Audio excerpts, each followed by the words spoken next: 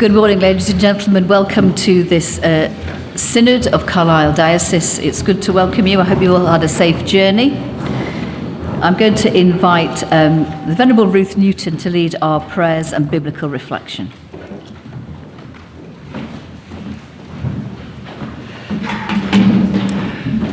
Good morning. It's really good to know that the power of prayer is taken so seriously that I'm given prayer requests. And so before I start what I have prepared, I'd just like to read to you the prayer request which Deb has given me, so that it can inform your prayers during the prayer time, but also that you can continue to pray about it as you leave here and move forward. So Deb, it says that there is commissioned by the Archbishop of York as no, you're going to have to tell us it, Deb. You are going to have to tell us because my eyesight isn't good enough to. Right. On Monday, it is the commissioning service of the Worldwide Board of Trustees of the Mothers' Union, and I am representing York Province on that worldwide board. So it would be wonderful to have your prayers for the whole board, particularly the overseas members who are arriving in Heathrow, hopefully, today, ready for the service. The service is in St Martin in the Fields, Monday 3 o'clock, so it will be live streamed if any of you want to join that celebration for the work of the Anglican Communion worldwide. Thank you very much. Thank you. Sorry you couldn't read my writing. It's okay. I think it might have been that I just can't read. We gather in the name of the Father, and of the Son, and of the Holy Spirit. Amen. As we begin this synod, we open our hearts to God's presence. May the Holy Spirit guide our words, our thoughts, and our decisions, that all we do may be for the glory of God and the good of his kingdom. So we pray. Loving God, you have called us to be your people, to listen, to discern, and to serve. Be present among us today. Grant us wisdom to hear your voice, courage to follow your will, and love to work together in unity through Christ our Lord. Amen. Raywin has the scripture for today, and she will be followed by Chris, who has the other scripture.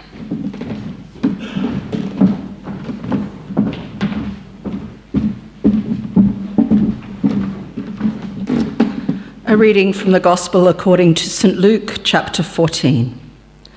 Now large crowds were travelling with him, and he turned and said to them, "Whoever comes to me and does not hate father and mother, wife and children, brothers and sisters, yes, and even life itself, cannot be my disciple.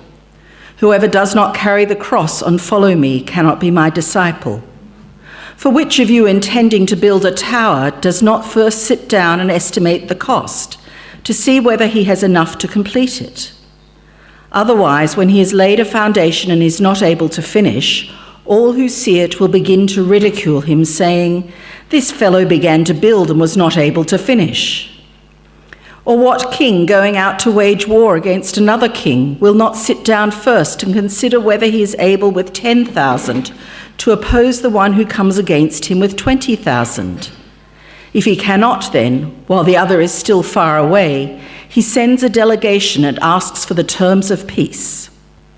So therefore, none of you can become my disciple if you do not give up all your possessions.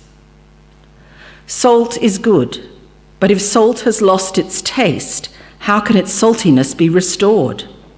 It is fit neither for soil nor for the manure heap.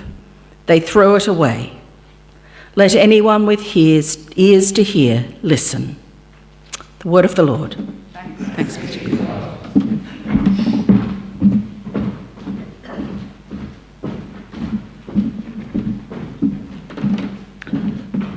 the parable of the growing seed. He also said, "This is what the kingdom of God is like. A man scatters seed on the ground. Night and day, whether he sleeps or gets up, the seed sprouts and grows, though he does not know how. All by itself, the soil produces grain. First the stalk, then the head, then the full kernel in the head. As soon as the grain is ripe, he puts the sickle to it, because the harvest has come."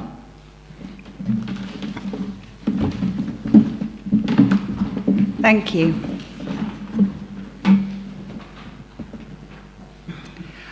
I chose those two readings because they seem to say and present slightly different perspectives on how we might go about building the kingdom of God in this place.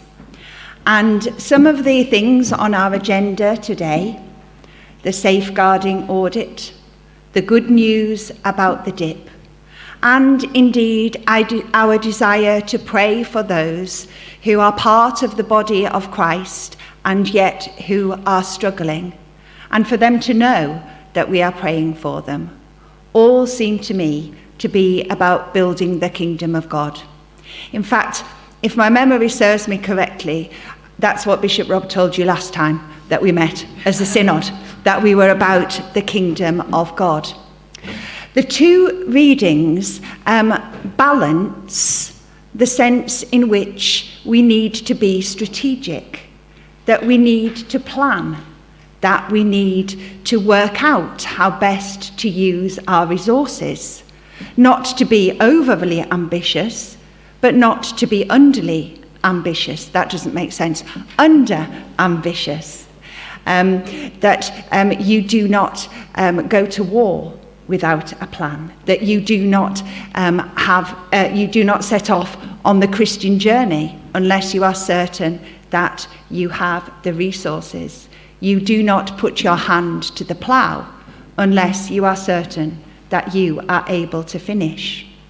This speaks into our own Christian life and our own decision to become a Christian and to continue as a Christian. But I think it also speaks to our approach as to how we build the kingdom. Which sometimes said, there isn't any strategy in the Bible. Well, I've found some. But on the other hand, the second reading about the seed growing secretly tells us that it is absolutely not all down to us. The farmer plants the seed, but can the farmer make the seed grow? No. If the farmer goes to bed and stops working, does the seed continue to grow? Yes. That actually growth of the kingdom, it has an element of mystery about it, an element of God's direction, an element of us not being essential, and an element of us not digging it up every 2 minutes to see if it's got roots or it's going all right. And so my approach to building the kingdom in my own ministry has been one which has balanced those two things. Do we have the resources, sensible planning, looking at finance, looking at person resources? Yeah, the sort of things that we do look at this synod. But it has also left enough space and enough reassurance that actually God is the one who has the initiative, and God is the one who gives the growth. This tells me that alongside all of the vision and strategy, all alongside decisions, all alongside directions and visions, there is something really crucial and something really important. Something which will prevent us running round like headless chickens, something which will relieve us from the pressure of thinking we have to meet this target in our own strength. And that is prayer. And that is what I now invite us to engage in as Andrew leads us in our intercessionary prayers. Amen.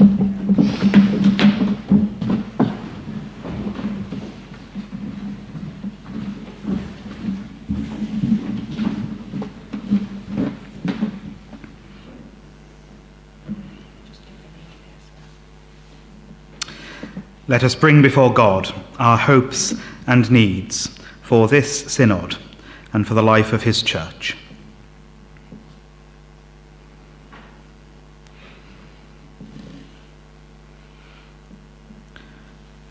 For the guidance of your Holy Spirit in our conversations.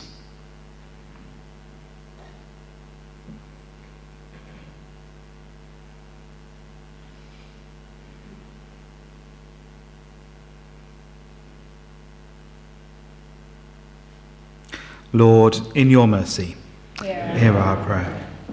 For wisdom and unity in our decision-making.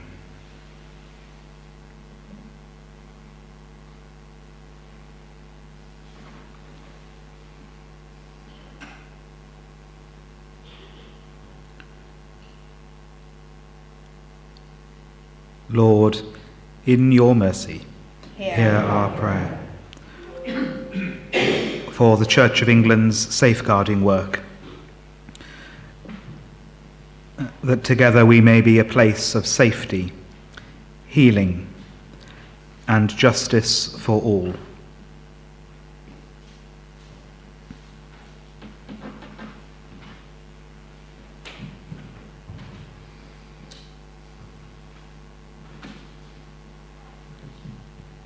Lord, in your mercy, hear our prayer. For peace in Israel and Palestine. For an end to violence. And for all who suffer as a result of conflict.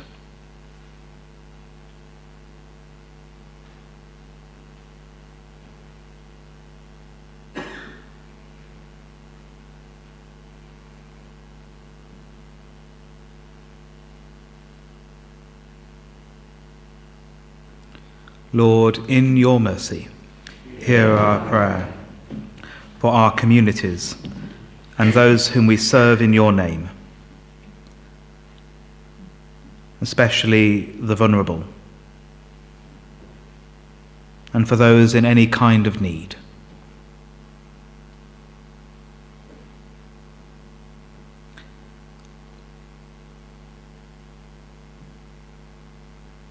Lord, in your mercy, hear our prayer. For peace, justice, and for the spread of the gospel.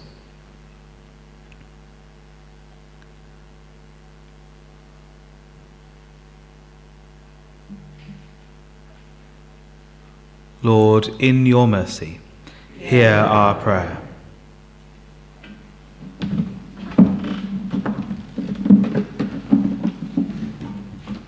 Gathering our prayers and praises into one, we say the Lord's Prayer in whatever form you are most comfortable with.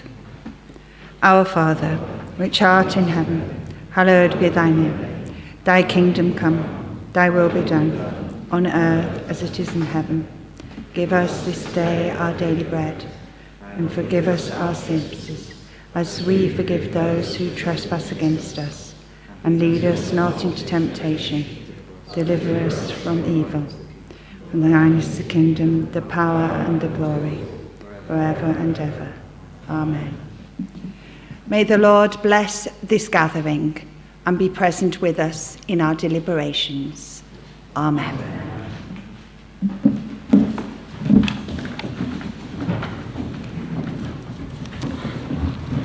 Thank you, Ruth, and those who took part in that.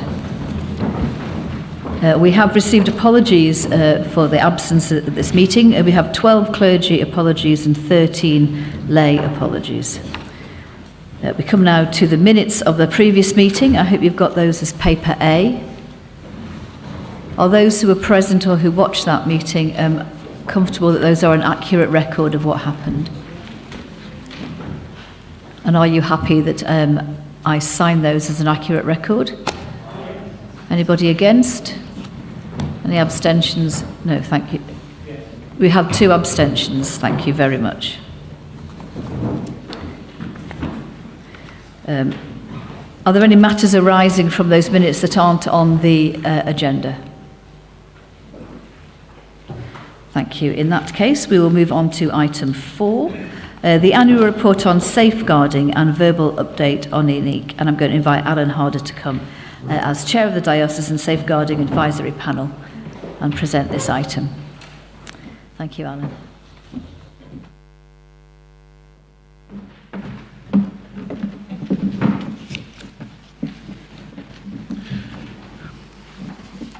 Good morning, everybody, and thank you for the invite to Synod today. It's been a busy year. To think it was only last year that I stood here before you, introducing myself and to explain what my background was, but also to outline what we would hope to see in the next 12 months. And that prompted some good conversation in the room around resilience, for example, capacity, but also how we were going to achieve what we wanted to achieve. So last year, I stood before you and I talked about parish dashboards. What are they? How are they going to be delivered? We talked about my concerns, which is a national case management system, which will record complaints in relation to members of the church. And we also touched on 2 other big items. One was the J review and the impact that was going to have on the church nationally, not just locally. And also a little thing called the INEQE safeguarding audit, which was going to come. Okay? And it seems from that time last year to where we are now is in the blink of an eye. I don't know if that's because I'm getting older, but it has gone quickly. Jo's written about all those items in her annual report, and that details the good work that has been completed centrally by Jo, but also a lot of the hard work and effort that has gone on throughout the diocese at a parish level as well, because they can't be achieved without your inputs, without your commitment and your time and dedication to do that. So I just want to say personally, from the DSAP perspective, thank you for what you have done, because to see what's been achieved in those 12 months is really encouraging for the next 12 months. Okay? So, has everybody read Jo's report? Anybody not? Okay. Shall we move on to INEQE? So, INEQE. INEQE were commissioned by the Archbishop's Council in 2023 to conduct audits of all diocesan cathedrals through the country. Okay? And the purpose of those was to ensure that the diocesan cathedrals are doing what they can do to create safe environments where people feel safe, where people are safe, they are valued and they are respected. Really in keeping with Christian values. The INEQE project is going to last for 5 years, and that's how long it's going to take to complete those audits through the Church of England. And Carlisle and the Cathedral were the 11th. So we're not at the very beginning, we're not the test, we're not the guinea pig. In terms of that, we're actually about a quarter of the way through. So when we look at that report and we consider what's in it, it's actually from a position of knowledge and understanding, and to an extent, a comparison against others. So, second question of the day. Who has read the INEQE report? Okay. Is that about a third? I was going to get everybody to stand up. but I think that would be frowned upon. So, if you've not read that report, I have a request. Dedicate 1 hour of your time in the next week. Get a cup of coffee or a cup of tea. Find somewhere nice and quiet and just read it. Okay?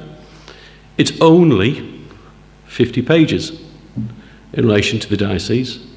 But what it does do was allow you to, A, see the work that's been completed and what has been achieved, but secondly and importantly, understand some of the recommendations and how they will impact against you at a local level.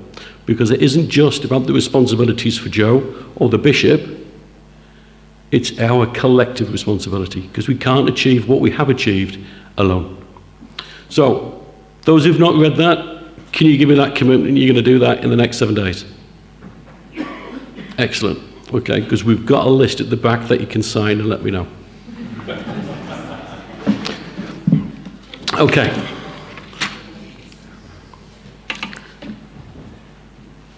I thought there was a question. So it was 100 pages? No, what it is, but half of it's for the cathedral and half of it's for the diocese. Do we only have to read the Diocese? You can have a second cup of coffee and read the second one. Okay, so who is INEQE?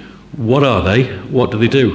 And I think it's important to understand this, because when you're reading a document, you want to know what the calibre is of the person that's been to mark our work, make that assessment as to what's been completed.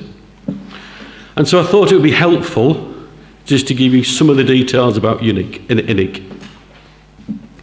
INEQE Safeguarding Group is led by somebody by the name of Jim Gamble, and he's their Chief Executive Officer. Jim is a former Chief Police Officer, and he was also the founding executive of the Child Exploitation Online team, okay, which is CEOP. And that's a national team that used to look for indecent images of children and make sure that children and young people are safe.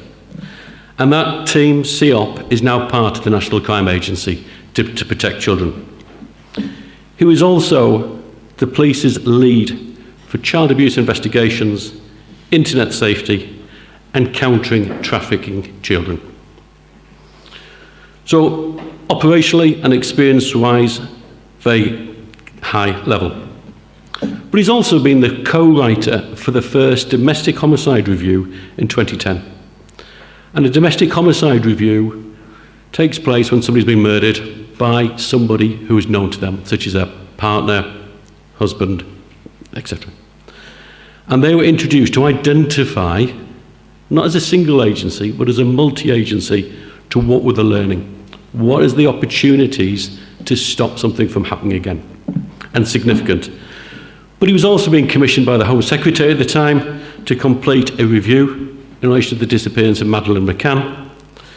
He's also been involved with completing a number of independent reviews, safeguarding reviews of NH trusts, and he was also the independent reviewer for the review into Oxfam, which resulted in 79 recommendations.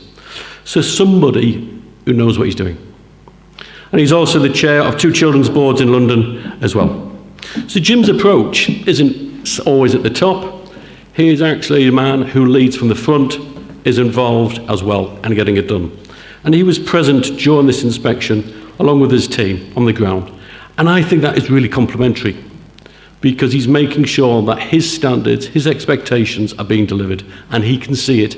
So when he puts his name to a document, it's got the same standard. And I think that's important for us to understand that. So, I'm sure that there are people in the room from all different backgrounds. Have any of you been involved with audits before? A couple of people.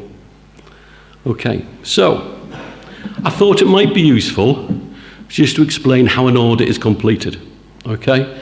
So that you can then understand, hopefully, about some of the recommendations that have been made. So, prior to the audit taking place, the diocese and the cathedral needed to submit a number of documents to INEQE. And in total, they submitted over 580 documents. So there'll be policies, procedures, minutes of meetings, and actions that have been completed. And each of those documents are reviewed by that group to triangulate those against the 5 national safeguarding standards. And that allows them to then formulate what they would call the main lines of inquiries, the questions. So when they land in the diocese, they know what they want to have a look at, they know who they want to speak to. If something doesn't feel right, or they want to validate something, they'll go and ask the right questions of the right people in the right departments. Okay? And by following that through, they can triangulate everything and have a solid evidence base in relation to it.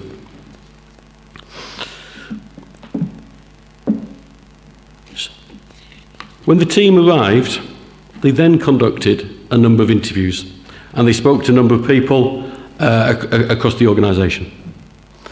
But in addition to that, there was also a number of surveys that were requested. So you might remember Bishop Rob giving a request, a personal request for those to be completed. And over 570 questionnaires were completed, which is very high. Compared with other dioceses, that engagement, I think we should be proud of in terms of that. So thank you. But again, that information is used against the formal documents and will be used in the inquiries when they arrive here. On site, they engaged or took part in 41 different events, and they had personal interaction with over 80 people. So it's quite an in-depth test of what is going on in the diocese. And then they use that, they write the report. So, last year, I spoke about INEQE. We explained that it was around the 5 safeguarding standards. So I have a question for you. Who can stand up or sit down and state what the 5 are?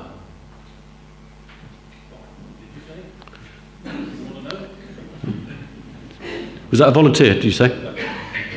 The 5 safeguarding standards. Because we should know them, shouldn't we? From my perspective, because this is what we've just been marked against. And if we don't know what we're trying to achieve, how we're working to, which links in with what Ruth talked about, our strategy, okay? If there's no volunteer, because obviously some people will be embarrassed if you get all 5 right, okay? I will go through them as a refresh. Very quickly, we've got culture, leadership, and capacity. It speaks for itself. Prevention. If we can prevent something from happening, that is better than dealing with the outcomes. We've got recognising and assessing and managing risk. That's core business for when things take place. It's really important that we look at the victims and survivors, and then finally, learning, supervision, and support. Okay? I'm sure as I went through those, you were ticking those off in your mind thinking, I wish I'd stood up. I could have won that Mars bar. Okay. So I'm not going to go through every recommendation that's in that report, okay? Because I think it's important that you as individuals and leaders within the church to consider those yourself. But what I want to do is just go through those standards, having picked out certain parts within the report that I think are important. But I'm going to have to need my glasses now. Okay, so looking at culture, leadership and capacity. The audit has found a strong sense of safety and a positive safeguarding culture across the diocese and its parishes. Those working within the diocese overwhelmingly feel safe and supported. A positive sentiment echoed in parishes where staff and volunteers feel welcomed and supported. Most staff believe a safeguarding culture is embedded throughout the diocese, and they have seen real improvements in the local safeguarding arrangements. Importantly, from my perspective, there is a strong belief that a concern can be raised without fear of reprisal, contributing to a sense of trust and confidence. That is really important, because if you think something is wrong, you should be able to raise that. Because all too often within the church and other organisations, people don't feel empowered or strong enough to do that. But I think those comments around the diocese, around the culture, is really positive. The report also recognises and references the Diocesan Safeguarding Advisor, Joe, who plays a crucial role in ensuring effective safeguarding practice is within and across the diocese, and is responsible for translating the Bishop's commitment to safeguarding into practical actions and outcomes, which is what Ruth talked about, that strategy. How are you taking that vision and delivering it with yourselves operationally and on the ground to make people safe?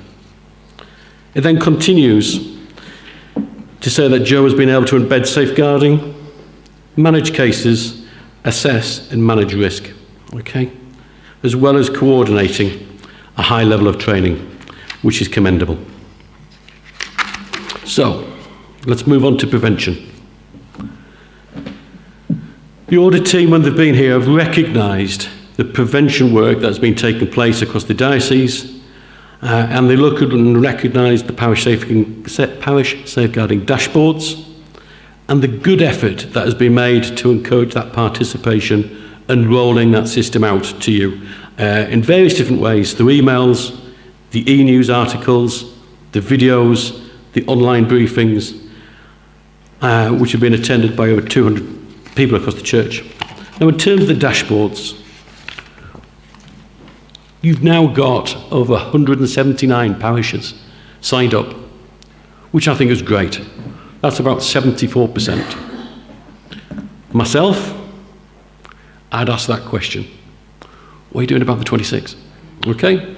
But that's my nature. But I do know from the conversations that we've had with DSAP, there's plans, there's an answer to that question. They want to move forward. So that's really reassuring that when I ask that awkward question, there's actually a response. Because I would be more concerned when somebody says, I don't know, we hadn't thought about that. We were celebrating the 74. Okay? The audit team also recognised the good work that has been done across the diocese about promoting safe spaces, the awareness raising, and covering other areas of abuse, such as domestic abuse, spiritual abuse, financial abuse, sexual abuse, modern slavery, human trafficking. And these are positive comments because there isn't a focus on a single item.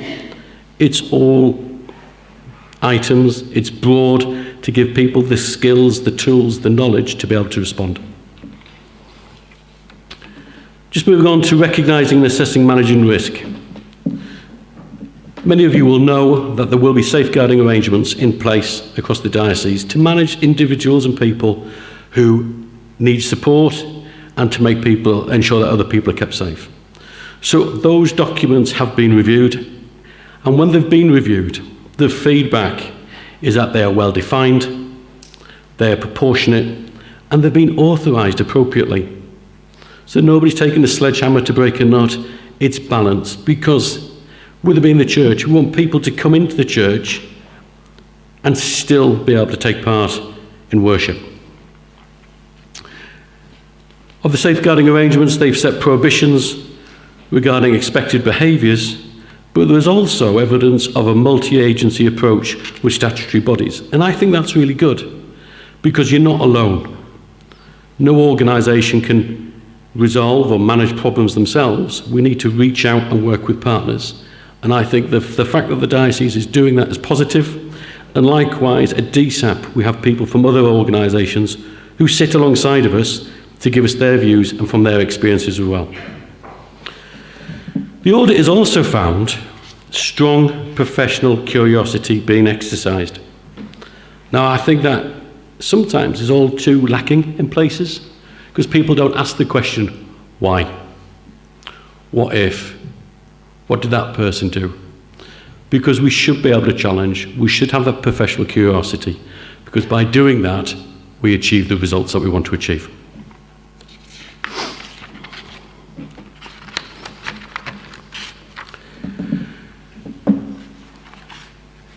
The safeguarding standard in relation to victims and survivors is obviously an important area to look at. And when the audit team have assessed this and the experiences, they talk about the timeliness and the quality of the Church's response to disclosures and the positive need to meet those. So it's recorded in the diocese, in the audit result, and I'll read it from it. It is recorded the diocese is actively working to improve its safeguarding culture following past failures. The current acting bishop demonstrates the commitment through his dedicated support to victims and survivors, providing both financial assistance and personal engagement. The audit has seen evidence of the bishop advocating for victims and survivors, offering apologies, and further writing to them. He is mindful of creating a comfortable and safe environment for meetings, going so far to adjust his attire to avoid appearing imposing. The positive impact of the bishop's approach and the work of the DSA was recognised and acknowledged by a survivor who shared their personal experiences to the audit. This renewed focus on prioritising the needs and experience of victims represents a significant step forward, fostering a safer and more supportive environment within the diocese. I think that's really good. Okay? And that's a survivor talking about how they feel. And I think the voice of a survivor explaining how they feel and their experiences is a significant way forward in learning. And for somebody to have the confidence to do that, I always find remarkable.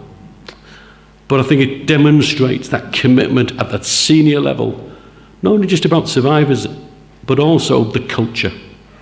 Because if we've got the culture right, we can achieve great things. So thank you. And then the final standard that you'll remember is learning, supervision and support. The audit team has recognised how the diocese benefits from an experienced DSA, and I think you'll all be in agreement. Jo does have a lot of experience, and her working with trainers and the professional safeguarding expertise that she provides.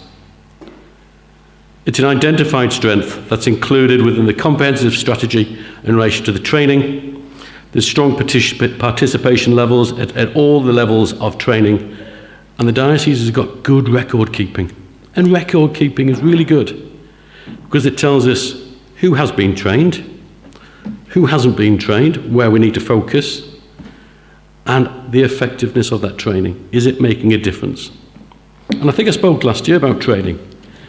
That if we focus on training, which is positive, we need to recognise this as people's knowledge and understanding goes up, or there's a refresh in relation to specific areas, the likelihood is that there'll be more reports coming into Jo and the team.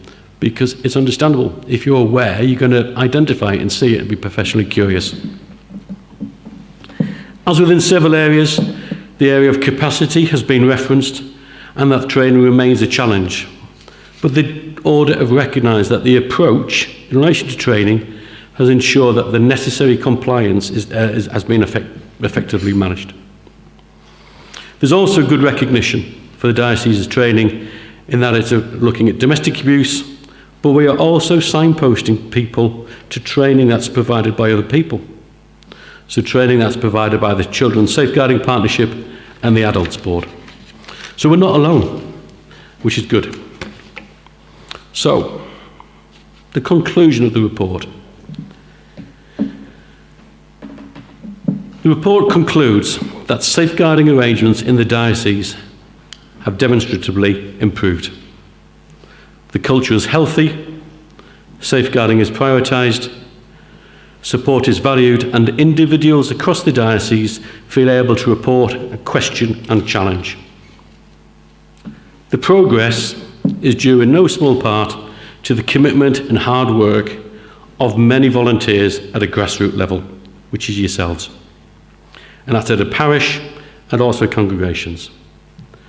It is also due to the sterling work of the highly credible and experienced DSA and the renewed focus, ambition, and that has been provided by the Bishop. I think that's something that you should all be proud of. Okay, and tomorrow's Sunday. Many of you will be back in church.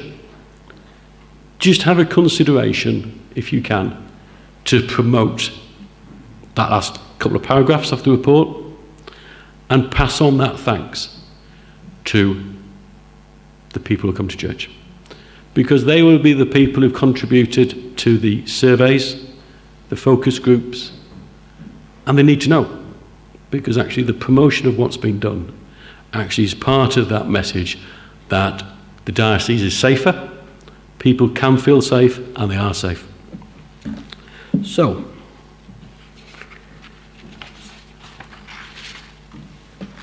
that's the report. Now, during the audit, I can remember being with somebody, and I said something, and it stays with me now. And I keep thinking about it. And what I said to them is this: our today will not be good enough tomorrow. And when you say that, that's almost dismissive of what's in that report. Because there's so much hard work and effort that's been made.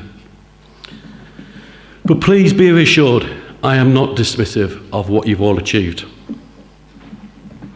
What it's intended to do, when I think about it, is that continuous improvement and adaptation is necessary, because what's good today is not going to be sufficient enough in the future. And we see that in the news, don't we? Time after time. So, I think this statement, whilst I said it, was about 6:30 at night, can actually be broken down a little bit, which is what I want to do. So, good enough. What is that? It's a recognition that the standards and expectations evolve. And what is considered satisfactory might fall short of what is in the future. So a few years ago, I became aware of a leading supermarket. I'm not here to advertise, so I won't name who they are. Used to have the ABCD initiative. Has anybody heard of that before? I've got two people. So please bear with me then, so I can explain it to the others. When a member of staff did some work which was above and beyond the call of duty, the ABCD, they would receive an award to reflect their recognitions and the efforts that they've made. However, that ABCD would then become the expected norm of everybody else, and slowly that organisation would raise its standards. That's exactly the same as where we are now, isn't it? We've achieved it. Hopefully we've got same standards across the diocese. It's not a postcode lottery, but we should be able to lift together so we have that same standard. That statement that I made is also looking at the need for continuous development. And it's there not to be negative, but actually to encourage a mindset of constant learning, adapting, and striving for those better outcomes. And that's a better outcome for yourselves, but importantly, for victims, survivors, congregation, the public in our communities. And the statement also recognises that the world is dynamic, and what worked yesterday might not work tomorrow, and it's that importance of being flexible and agreeing to change, and not being resistant to change. Because we might not always agree with change, and sometimes as you get older you get a little bit more resistant to change, but it's about understanding it and why we need to do it, and change can be good. So the next steps. The audit contains 39 recommendations, and they are intended for both the diocese and the cathedral, and they need to be considered because they are recommendations. You may decide that you're not going to accept any of them. You might decide to accept all 39 of them. But what there needs to be is thought around how those 39 recommendations can be adopted, how those recommendations can be delivered, and are those recommendations that need to be delivered in the next 3, 6, 9 months, or some of those recommendations to be delivered over the next 18 months to 2 years and more longer term. As the Chair DSAP, I'm looking forward to seeing what those decisions are, because I think that's right in terms of what's happening, what those decisions are going to be made, because it's around safeguarding and how that is being delivered across the diocese, not only at the senior leadership team, bishop's leadership team, but also into parishes and congregations. So now that that report has been released, and it is a really good report that you should be pleased with, I look forward to understanding what's going to be adopted, how they can be moved forward, but also a commitment from myself to yourselves that you will have my support in moving those forward with the right challenge as well. So that is the INEQE report, in my view of it, what I've read about it, okay? And I just want to repeat what I said at the beginning. It's a good report, congratulations to you, but there is some work that we need to do to move forward. So thank you much for your time and listening to me. And just before I close, does anybody want to give me the 5 standards? Okay. I might not get invited back next year. If I do, you know what are the questions I'm going to ask. Okay. So, are there any questions from anybody in relation to either A, what I've covered, or DSAP?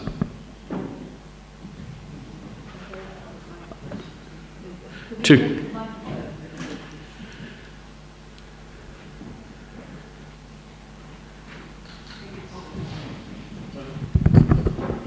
There's a microphone coming, sorry.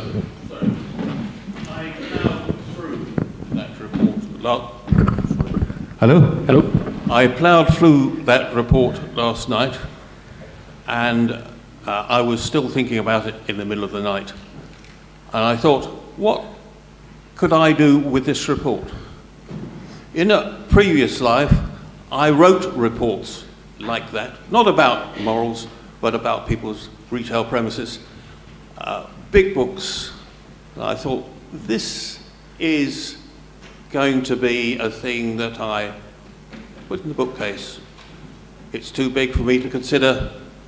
I assess that it is correct, and I assess that when people have read it, they will ignore it because it's too big to handle at our sort of level.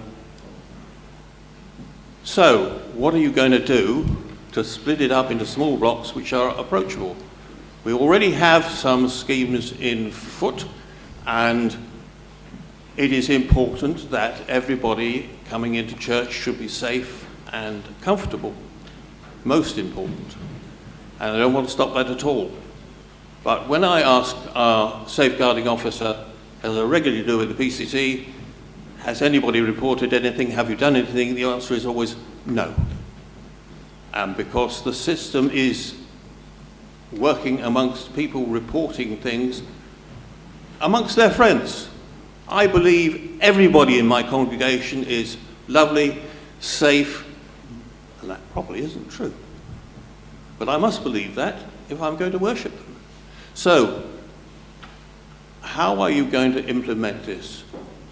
We had a church warden who stood up to give an address, and he said, I want to tell you that I used to be a practicing homosexual, and I had a long-term relationship in a pre-life.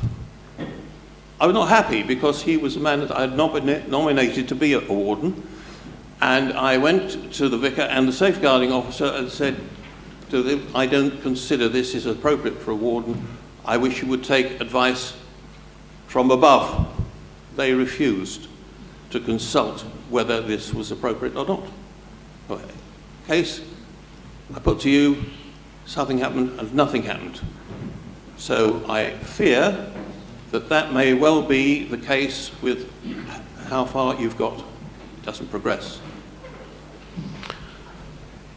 There's a lot in there, isn't there?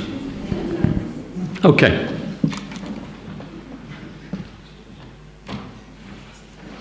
So, my view, if I was going to deliver those results, and actually it's Bishop Rob's decision, not mine, or the recommendations, is this. There are 39. There are 5 safeguarding standards. Which of those 39 go into which categories of the 5? Okay? Simple, broken down. And then you would prioritise each of those. Which ones can we deliver short-term, long-term, and put timescales for them? And you'd identify a named person that would be responsible for its delivery. So, for example, if it was around an HR matter, common sense, in my mind, would say, that's Ali's responsibility. And Ali, can you give me an update in 3, 6, 9 months' time for its delivery? Not only is it delivered, can you show me that it's actually working and embedded? Okay? So that's the way I would do that. Okay? And when that hasn't been achieved, at 3 months, I'm sure Ali would do it in 2 months. But if it hasn't been achieved within those timescales, as the DSAP chair, because I think that's a good place, personally, as to where they can be monitored in terms of their progress, because that's part of the DSAP's role, is, Ali, why isn't that being able to move forward? Is there a blockage? Is it resource? Is it demand? Why? And move it forward. Because what will happen at the end of the INEQE 5-year cycle, there will be another audit.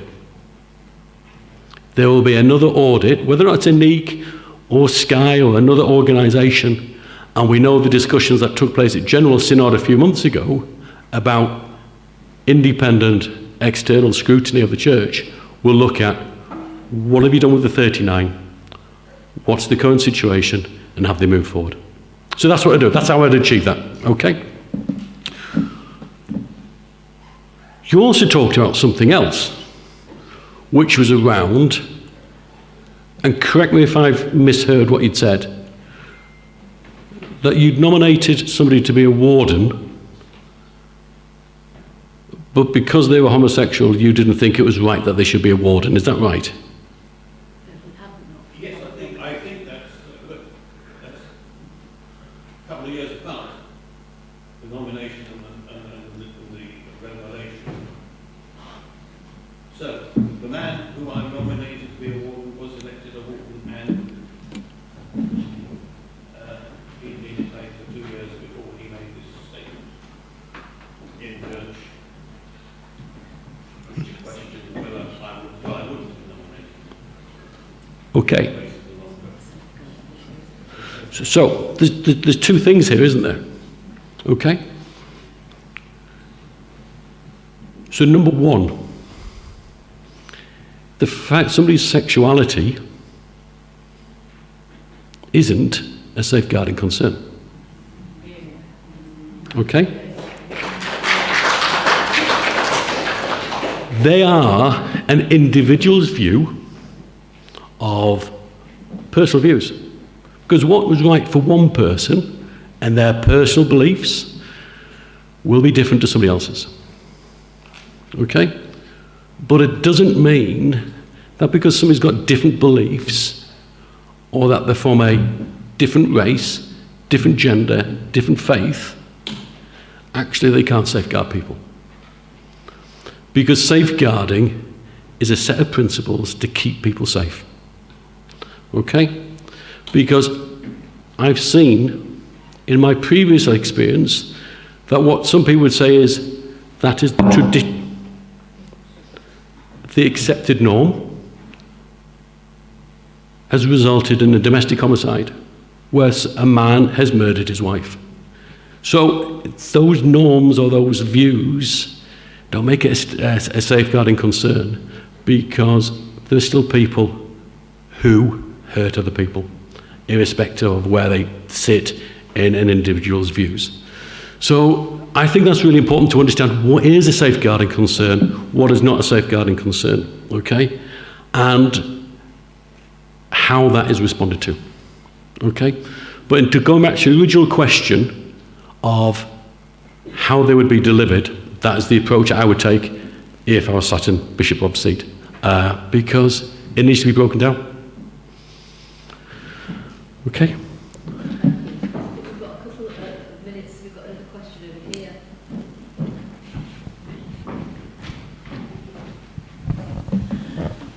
I was at that service when this individual gave that statement.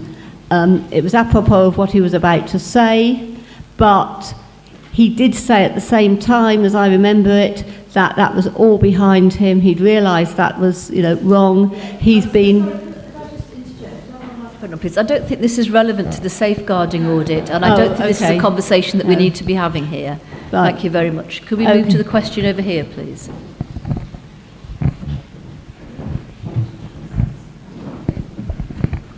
Hi, Jan Collins-Webb from Derwent. I was extremely impressed with the report, and I welcome the 39 recommendations, and I look for that to go forward and not negative, and for that as well to be shared with our congregations. So thank you, and thank you for all the hard work you've done. Thank you.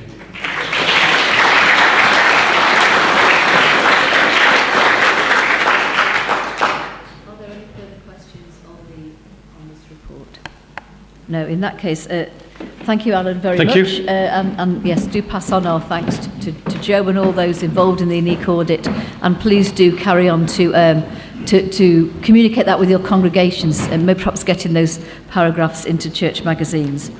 Now we are going to move on to the Kairos Palestine motion. This is going to be a long discussion, so I'm going to, being as we're a little bit ahead of time, I'm going to give you a 5-minute comfort break at this point. So if you could be back in your seats by 25 to, please. We're going to run this up until lunchtime. We have gained a few minutes already this morning, so we will be running this until 1 o'clock. If you were at the last synod, you will realise that this motion was debated there too. So I'm just going to ask you for grace and respect as we move through this motion. We have got a structured process, and there will be plenty of time for people that wish to speak. But please speak when you're invited to. Please wait for the microphone. Please give your name and your deanery before, and please forgive me if I have to shut you down, because we're going to give people limited time to speak so that more people get an opportunity to do so. I'm going to invite Derek now to introduce this time. Thank you. I'm just going to start this by trying to clarify the background so you know how we've got where we are and what the process that we're following for this item is. So those of you with longish memories will remember Diocesan Synod passed a motion on this issue in 2021. That was a motion which was not just within the diocese, it was about taking the issue to General Synod. So the motion went forward to General Synod. It took 4 years, as things sometimes do with General Synod, to get to the point of almost getting onto their agenda. Obviously, in those 4 years, quite a lot has changed. So at the point when General Synod Secretariat felt this was about to be debated, they asked if the diocese would like to just check that it was happy with the wording of the motion in the light of things that have changed, which is why it came back to us in October for discussion. I don't think we expected in October the amount of interest there was in the motion. Maybe that was naive on our part, but we ended up, those of you who are at the meeting, running out of time to finish the debate. So the item was adjourned. We adjourned it to an online meeting, that's what we said at the time. As we reflected on the nature of the item and the debate, we concluded that completing the debate at an online meeting probably wasn't going to be very effective. So we proposed that we would have the finished debate off here, where we could do it in person. So here we are. Just in terms of the General Synod dimension of this, the motion has attracted quite a bit of interest, as you might imagine. Sheffield Diocese have passed a motion in the same terms, so that is also with the General Synod Secretariat, so they have the motion from 2 sources. There's a group has been formed on General Synod to support the motion, and it's also attracted some wider attention in the Anglican Communion and from some charities, including Embrace the Middle East and Christian Aid. If it comes for debate in General Synod in July, the Archbishop of Jerusalem is expected to be present for that debate. So, turning to today, this is a complicated matter procedurally. What I would say is that we have endeavoured all the way along through the adjournment and then rescheduling the adjourned meeting to today is to allow you to decide and debate this issue. So you can decide whether you want to debate it and how you want to debate it, and what we'll try to do and have tried to do is facilitate that. Unfortunately, in an attempt to simplify things by allowing the proposer, Stuart, to update his motion in the light of what I might describe as some friendly comments, I have complicated matters. So this has meant that some Synod members who were wishing to suggest amendments were faced with two different versions of the motion. So that was a bad error of judgment on my part, and I apologise for that, because it has made life quite difficult for people. So, on your tables, you will each have a copy of the order paper for this item. If you brought a copy of the order paper that was circulated on Thursday, put it on one side and don't confuse the two, because there are parts of them that are very similar. The starting point for the debate, and there should be enough of those for everyone, because we spent quite a bit of time this morning, quite early, photocopying and stapling them together. To be absolutely clear, the starting point for the debate, so the motion that is being put forward, is the version of the motion set out on that order paper, item A. That is the original motion that was circulated with the agenda 3 weeks ago. The way we're going to do this is, we're starting with a motion to move to next business, and that will be proposed by Geoffrey Gornall from Kendal Deanery. You can debate that motion. If that motion is passed, the consequence means that we will not debate the Kairos Palestine item, and we will move instead to sub-item 5 of 8 of this part of the agenda, which is a motion I'm expecting to rescind the 2021 motion. And that will be the end of the debate for today. Well, in fact, that'll be the end of the debate for this synod, unless at some point, quite a long way in the future, it ever came back. If the motion to move to next business falls, then Archdeacon Stuart will introduce the item, that's item A, and we will debate it. After it's been debated, people will have the opportunity to move amendments. We've got a comprehensive amendment which effectively replaces the whole of the text, and that's B on the order paper. And then there are individual amendments which we'll take in turn, and they're on the order paper, and they're C. It's then also in the gift of Synod members to propose other amendments. If you want to do that, we have to have them in writing, so we know what we're discussing. We will endeavour as we go along to try to keep the screen up to date with the process in the debate, because it is quite complex. After the amendments have been discussed and voted on, then Archdeacon Stuart intends to amend the motion along the lines of the version that was sent out on Thursday. But the extent to which he can do that will depend on whether other amendments have been passed in the meantime, obviously. Once we've done Stuart's final amendments are likely to be the final composite version of the motion. You'll vote on that, and that will be the decision whether we've passed that or not. When we've done that, there may be a motion to rescind the original 2021 motion, and that would make sense, because if Stuart's motion is passed, then that becomes the diocesan view. If Stuart's motion falls, then the 2021 motion is still sitting there. So you may decide, well, if we didn't like Stuart's amended further version, then we'll go back to the old one and say we don't want to support that. In terms of voting, you also have an innovation today. So you have voting papers on your table. We're not doing a secret ballot because that's not how we do it. Ruth, just stand up and wave those around. So we have against and fors. The reason we've done that is because if you try to count votes on tables with people holding their hands up, some people don't hold their hand up high enough, some people take them down, etc., etc. So we're going to ask you to hold up your voting papers. If it looks as if a vote is close, then we will collect the fors and againsts. We'll take them next door and we will count them and we'll bring them back for the chair to announce the result.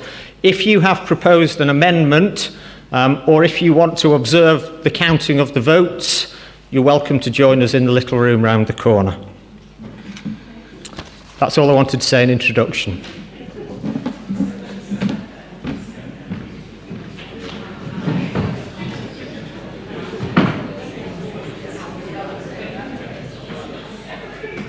Thank you very much, Derek. If we could just keep to one voice in the room at any one time, that will help this debate move on enormously. I'm now going to invite Jeff Gornall. Thank you. Would you like to come to the front, Jeff?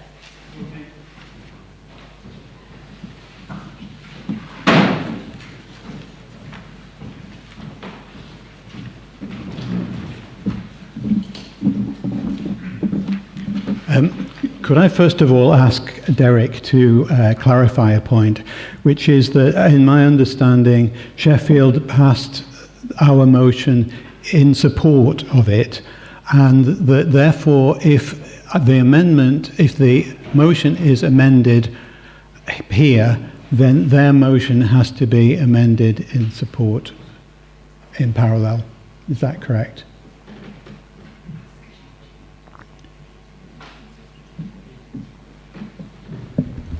We're getting into the territory of General Synod procedures, so I can't give you a definitive answer on that. I think what we would be doing is saying to General Synod, this is now the view of Carlisle Diocese. Yeah. Okay. Yep. So, as you've heard, the Kairos Palestine motion that was published with the order papers on Thursday was a different one from that sent out in early March at the 3-week interval prior to the meeting. I wasn't aware of this change until I received the order papers, and I presume that none of you were either. My revision and amendments of the motion therefore no longer matched the one proposed. I therefore immediately contacted Derek to say, this is a problem, this is not proper. This does not allow for proper debate. Derek spoke to our Registrar Laura Peace, who advised that the diocese intended to revert to the original wording of the Stewart's motion and follow the process set out in the order paper. But that leads us down a procedural rabbit hole, because having done that, Stewart then intends to reinstate his version of the motion as a further amendment. So we seem to be in a situation where meaningful debate is not possible. Furthermore, if Stewart himself thinks that the original motion sent out 3 weeks ago is not fit for purpose, as is evidenced by the fact that he wants to replace it, then it seems pointless to debate the original with amendments when the proposer wants to replace it. And as I said, it's absurd to have a debate of that motion and then for the proposer to amend the motion to be the one that he wanted it to be. This is a tremendously important subject. I'm stating the obvious. What we decide here will have consequences for the UK, for the peace process, for British Jews, for people in the region. We need to get it right, brothers and sisters. My intention in proposing that we move to next business is emphatically not to stifle debate. On the contrary, it is to ensure the proper, informed and considered debate that this issue needs and deserves. What we put forward to General Synod, as I've said, will have real consequences for peace or otherwise. For example, BDS, boycott and divestment activity, correlates directly with anti-Semitic attacks on Jewish students in the UK.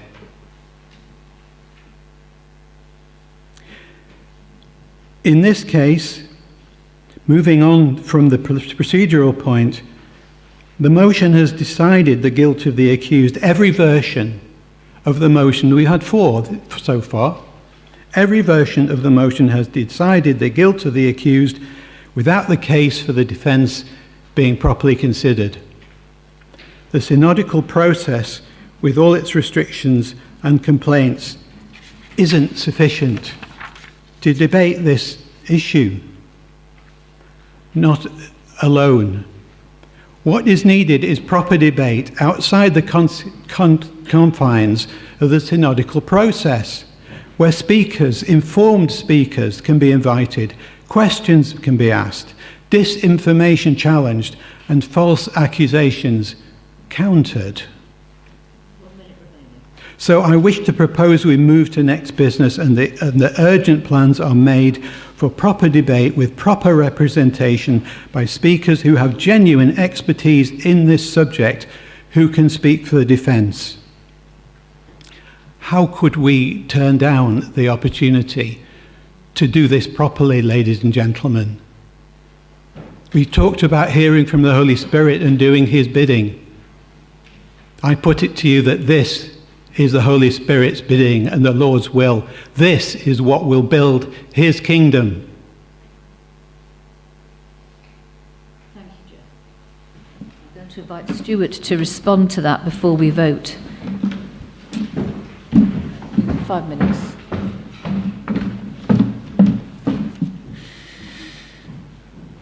Thank you, Chair, and thank you, Jeff. A couple of points in the first place. I think in the spirit of being attentive to power, I think I need to clarify that, notwithstanding the title that has appeared on the screen, I don't actually address you today as Archdeacon.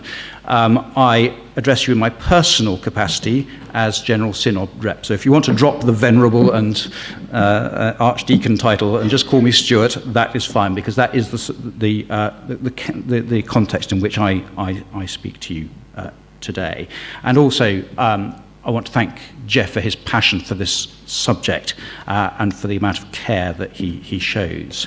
I have a little bit of sympathy with him about the procedural rabbit hole. I suspect we all do. This isn't quite the way any of us wanted this to unfold. But I don't accept that meaningful debate is not possible. I think we have found a procedural way to discuss all of the subjects and still to arrive where we choose to arrive. The options are all there before us. Although Jeff says his intention is not to stifle debate, and I fully believe him on that, we need to bear in mind the effect of moving to next business. It means that this motion falls away, and as I understand it, we cannot bring it again during the lifetime of this synod, or a motion that is substantially similar to it. So the effect of passing a motion to move to next business, I'm afraid, will, in practice, stifle debate. It means we will not be able to debate it as a synod.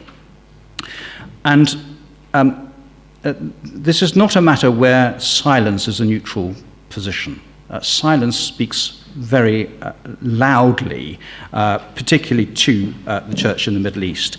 Those of you who've attended my talks on my sabbatical in the Holy Land will have heard me explain why this is such a difficult subject to talk about, because even the very words you use are interpreted as putting you on one side or the other. So the language itself is so contentious that it's almost impossible to speak without it causing offence. And of course, as British people, we hate causing offence, and so our tendency is not to speak, but our silence is heard very loudly, particularly by our Palestinian brothers and sisters, as indifference or even animosity, particularly in a context where the worldwide narrative is dominated by events, if I can put it bluntly, on the other side of the Atlantic, and a certain narrative that is seen to speak for the church. So all too often our silence is heard very loudly as supporting views and not speaking our own voice. So I'm hoping that we will have a debate on this. I'm hoping that people who are not normally confident to speak in this and who might not feel that they're sufficiently expert on this subject and who are nervous of causing offence will nonetheless speak, because we do need to speak. I think we've already begun to see that in terms of the motion predetermining guilt. We can discuss that if we get the chance to debate the motion, but I strongly refute that. I think there is this is put in very, very careful terms, using very, very careful terminology, restricting ourselves to where international law is at play, taking advice, for example, on the term occupied Palestinian territories. We've followed UK government advice on the most neutral term that we can use to talk about this area. The wording of the documents have all been very carefully chosen. But we can go into all of that if we get the chance to debate it. So I do ask you, Synod, to resist the motion to move to next business. And let's talk about this. Let's listen to each other. Let's have the conversation. And let's express what we feel. Thank you. Just one moment, please. So just to be clear on whether this item can be debated by Synod again, exceptionally, the Bishops' Council, acting as the Standing Committee of Synod, can allow an item where there's been a move to next business motion passed, can allow it to be debated again. Bishops' Council essentially in that sense is saying Synod has decided it doesn't want to debate this again, but now we're deciding it should.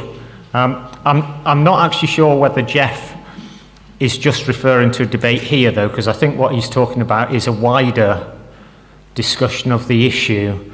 So I don't want to conflate a diocesan discussion about the issue with a synodical discussion. But it is possible to do it again in Synod if Bishops' Council said they wanted to. An issue with that would be timescales, because obviously this is scheduled to go to General Synod in July. So you would have to be coming back to this meeting, an exceptional meeting, between now and then if you wanted to do that. But I wonder whether it's worth, Jeff, do you want to just clarify whether you were, what's the scale of the debate that you were talking about? Because I think that's important.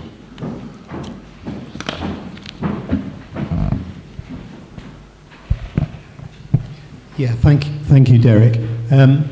What I'm proposing is that we have a proper discussion, as I said, that may last half a day, for example, or an evening, a whole evening, in which informed speakers can be, expert witnesses can be called, so that we are properly informed. Stuart has said he wants people to speak whether or not they know much about the situation, if that's a fair précis. I want us to speak from a point of view of knowing about the situation. And yes, I do not preclude at all. In fact, I would encourage a further motion once that has been done. But to push forward with the debate and the motion in these circumstances is not acceptable. It's an inferior option. We are not doing our best. Thank you, Jeff. Well, what we need to try and do today is not to repeat things that have already been said, because obviously time is tight. So if you could hand the mic back, and we will vote now. So if you are in favour... Yeah, I think Chris spoke. Chris did have his hand up first. Could we have a mic? Could you just wait for the microphone, please, Chris?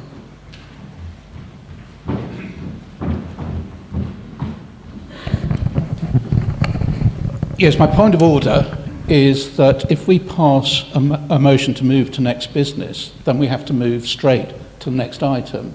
And the next item is item 6. We don't have the option, I don't believe, to say we'll move to next business. Oh, but let's first of all go to sub-item 8. Next business finishes all our discussion on item 5.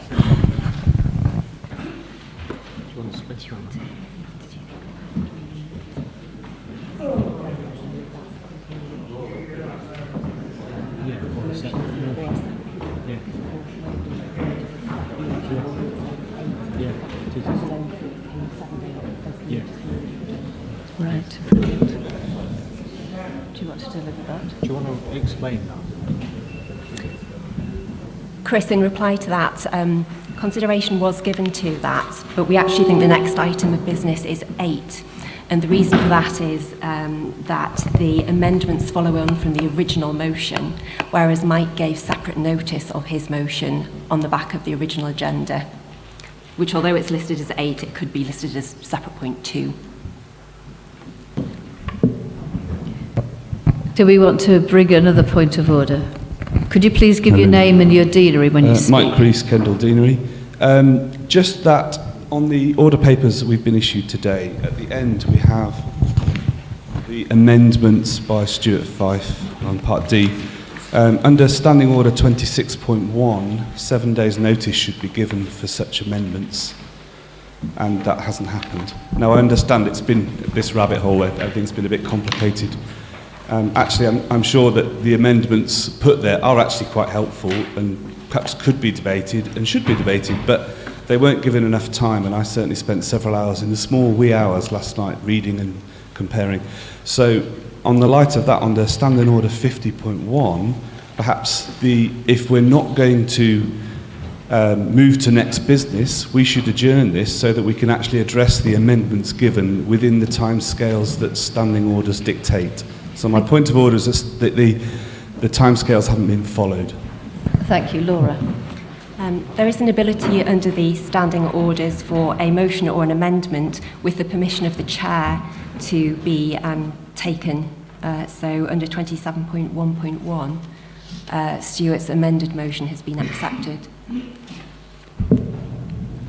Thank you. Okay, we can take these points of order, but we are reducing any time if we do go to debate. Sorry, we've got a gentleman at the back with the microphone first. Since the proposer of the original motion intends to replace it with another one, is it not possible at this meeting for him simply to withdraw his original motion? We can debate the issues and vote on his amended motion. I'm told he could choose to withdraw that motion. A gentleman here. Question. Can you just wait for the microphone, please, and say your name and your deanery? Graham Brassington, Calder Deanery. My question is, I do not wish to discuss this again today. Do I vote for or against this motion? I don't understand. You would vote in favour of the motion to move to next business if you don't want to discuss this again today. Thank you. Right, so we will then... do you wish to withdraw your motion, Stuart? Yes, thank you.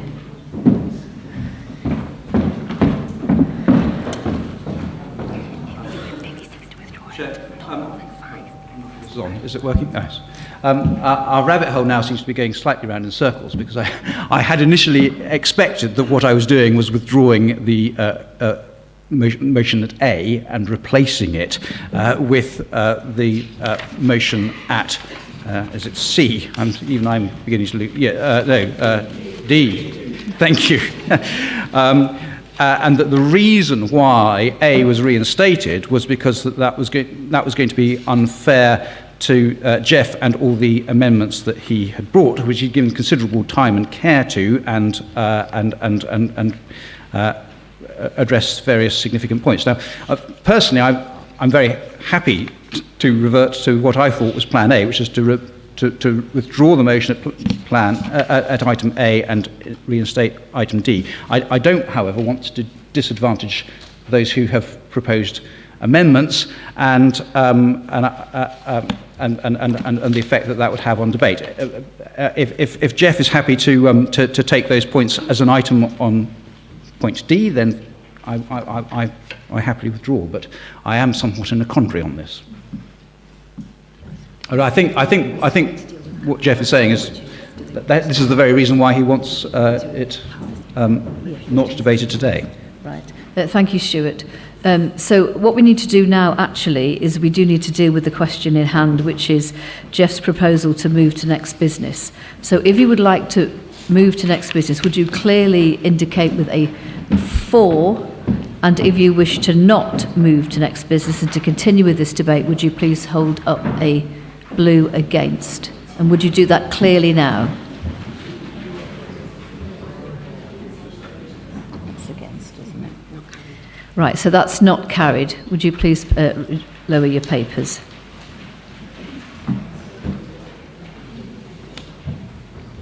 So now I'm going to invite Stuart to move his motion.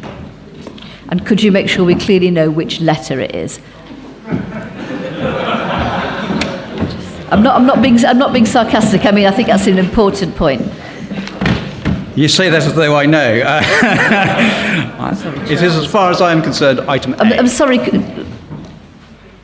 Is this a point of order? What is it? Point of clarification. What is the difference between motion A and motion D? I can't see it. Am I missing something?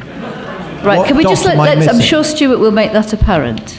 On our papers, they're printed the same. They're identical texts. They're not different.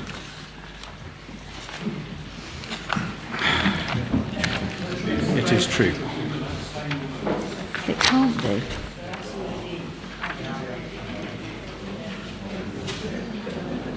B and D are you talking about? All right, thank you, Charles. Can you just give us a moment, please? A.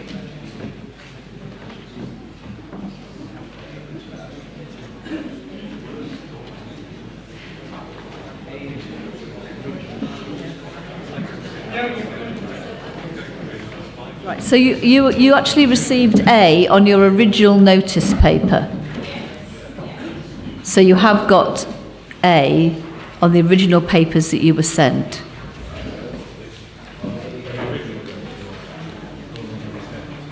On the revised page, what's the difference between A and D? Okay, so that's yes, appreciate that. That's an error. A is on the original papers that you were sent. And it's on what's been circulated today? No, please ignore the A you've been circulated today and refer to A on the original papers that you were sent. On the order paper. On the order paper. Stuart, would you like to propose your motion? I'm just trying to find a copy of A.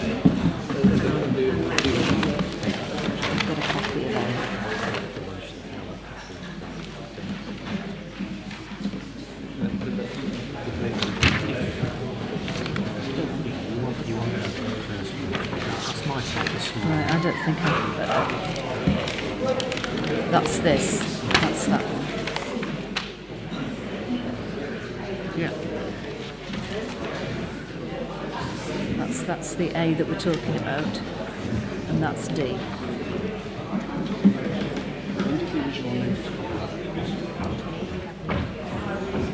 They're not the same.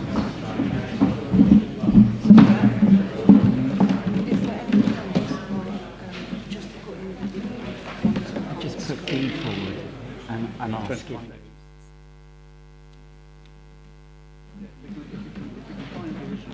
Up on screen.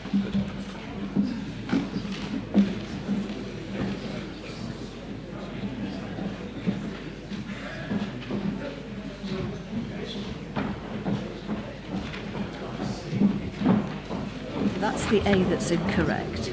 Yeah. So that's C on the agenda. So the agenda, the paper that's with the agenda Yes. is what Stuart is now Right, proposing. okay. That is the one he wants to amend it to. Right, okay. Ladies,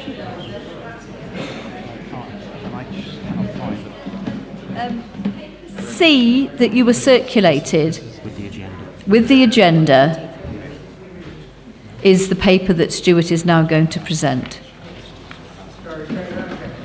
Paper C that you received with your agenda, the draft revised motion for Diocesan Synod, this is the paper that Stuart is now going to speak to.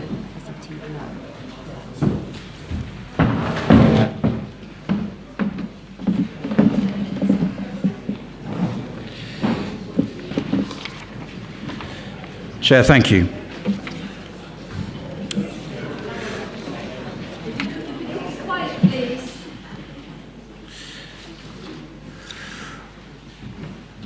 What we're seeking to achieve with this motion is a number of closely allied things. Firstly, to stand in solidarity with our brothers and sisters, our fellow Palestinian Christians.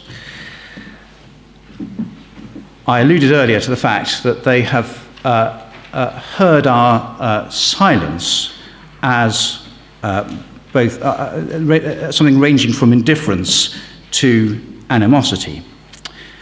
And for that reason, we do need to get talking about this issue. But this motion is also about listening. The Kairos Declaration is an expression of the lived experience of the Church in the occupied Palestinian territories. It reflects the remarkable unity of the Church in the Holy Land, being signed by the patriarchs of the Greek Orthodox and Armenian Orthodox churches, the archbishops of the Coptic, the Syrian Orthodox, the Maronite and the Ethiopian Orthodox churches, the bishops of the Syrian Catholic, Lutheran and Armenian Catholic churches, as well as the Roman Catholic Patriarch Cardinal Pizzaballa and the then Anglican Archbishop of Jerusalem, Archbishop Suhail Dawani. But though the Church has spoken to us repeatedly through the Kairos documents as things have emerged in that land over recent years, we as the Church of England have not even acknowledged them. This is why this motion invites us to receive those documents. We don't have to agree with them, but we do need to say to our Christian brothers and sisters, we hear you. We know from our experiences of safeguarding that abuse is compounded when victims and survivors are not heard and their experiences are ignored. And that is our Palestinian brothers and sisters' experience of the Church of England. And that's why I returned after the 7th of October attacks, determined to speak for them and to enable others to hear them. This motion demands that we all seek a better understanding of the situation. Martin Luther King, while in prison in 1963, said that shallow understanding from people of goodwill is more frustrating than absolute misunderstanding from people of ill will. And that's why the 2020 Cry for Hope document says, we call upon all Christians and on churches at all levels to engage in a process of study, reflection and confession. And Synod, we cannot adequately study and reflect on this situation without hearing the voice of the Church in the occupied Palestinian territories. But we should also be deeply concerned about the rising anti-Semitism that we see here in England and across the world. And it's one of the reasons why both the Paper C motion and even more clearly in the revised motion at D specifically includes a rejection of anti-Semitism. But I also submit that the Kairos document itself offers hope for combating anti-Semitism, offering a different path to that of violence and enmity. The Kairos documents express a distinctly Christian approach to the conflict. As a minority faith, the Church, through the Kairos declarations, addresses both Jews and Muslims in love. In particular, it recognizes Israel, its right to exist in peace and security. It does not stand with those who wish to harm Israel, and it therefore backs a two-state solution which already places it in a moderate voice in this particular conflict. It seeks a path of non-violent resistance to the military occupation and emphatically rejects violence of all kinds, often speaking as much to the Palestinian side as to the Israeli side. And it seeks to recognize the image of God in all peoples and to hold out the hope of peace, reconciliation, and justice to all. It unflinchingly defends the rights of the Palestinian people, whilst maintaining that their rights are not inimical to the people of Israel. Justice is not a zero-sum game where one party must win at the expense of the other. But if we remain silent, that will be the outcome we allow to happen, because soon there will be no Palestinian Christian community left unless something changes. And the rights that we seek to uphold are those established under international law. In particular, UN Resolution 194 of 1949 provided that all Palestinian refugees wishing to return to their homes and live at peace with their neighbours should be permitted to do so. Where they choose not to, they should be compensated for their property and resettled appropriately. This is what the Kairos document refers to as the right of return, which has been denied to Palestinian refugees who now number over 6 million worldwide, and they've been waiting for now almost 2 generations.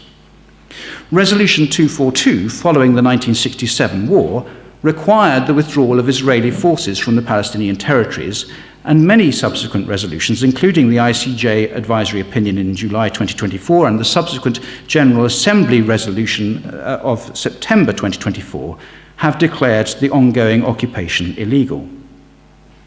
And UN Resolution 2334 of 2016 declares that Israel's settlement activity constitutes a flagrant violation of international law. So, Synod, we cannot be silent when we see international law being breached in this way. We cannot be silent when we see our brothers and sisters suffering daily as a result of these breaches. And our brothers and sisters in the Palestine territories cannot truly bear witness to Christ if they see their neighbours suffering in this way and do nothing in response. Which is why they do not advocate only for themselves as the Christian community, but for all the Palestinian people. They have a right to resist an occupation that is illegal, but the Kairos Declaration deliberately seeks a path of non-violent resistance that is deeply Christian. As it says, it is resistance with love as its logic. And financial disinvestment is a significant part of their non-violent strategy, which is why this motion includes that call. We're not targeting Israel itself or Israeli companies, but corporations that directly profit from and continue the illegal occupation. And our amended motion at paper D, if we get the chance to present it, makes that even clearer, and that has been put partly in response to some of the conversations that we've had around this area to try to make the motion more specific and clear. And finally, we seek to use our voice as the national church to call for lasting peace that will ensure the safety and security for all parties. And again, our amended motion, we hope, makes that again clearer and takes out any hint that might be considered by some as partisan. And this brings us back to the beginning, because I passionately believe it is the Christian community that has the potential to make the most powerful difference for peace in this land. This tiny community, less than 2% of the population, contributes over 40% of all social services and aid services in the West Bank. So I leave you with some of the most beautiful expressions from the Kairos document that offer hope to the two peoples, Israeli and Palestinian, and the three faiths, Jewish, Muslim, and Christian. We believe that every human being is created in God's image and likeness, and that everyone's dignity is derived from the dignity of the Almighty One. We believe that this dignity is one and the same in each and all of us. This means for us, here and now, in this land in particular, that God created us not so that we might engage in strife and conflict, but rather that we may come to know and love one another, and together build up the land in love and mutual respect. And again, This is a call to see the face of God in each one of God's creatures and to overcome the barriers of fear or race in order to establish a constructive dialogue and not remain within this cycle of never-ending manoeuvres to keep the situation as it is. Synod, we ask you to join us in calling on the whole church to stand in solidarity with our brothers and sisters in their struggle to live as lights in the darkness, as witnesses to the love of Christ, in contenders for peace and justice in the midst of this brutal conflict, as agents of love in the face of fear and suspicion. We ask you to support them, not in opposition to Israel, but in opposition to injustice and violence, which harms both communities. We ask you to commit to study, beginning with our own commitment to listen and know more, and to join in an active striving for peace that hands the agency for peace back to the people of those lands and doesn't seek to predetermine it ourselves, and pray earnestly for the peace of Jerusalem and all her children.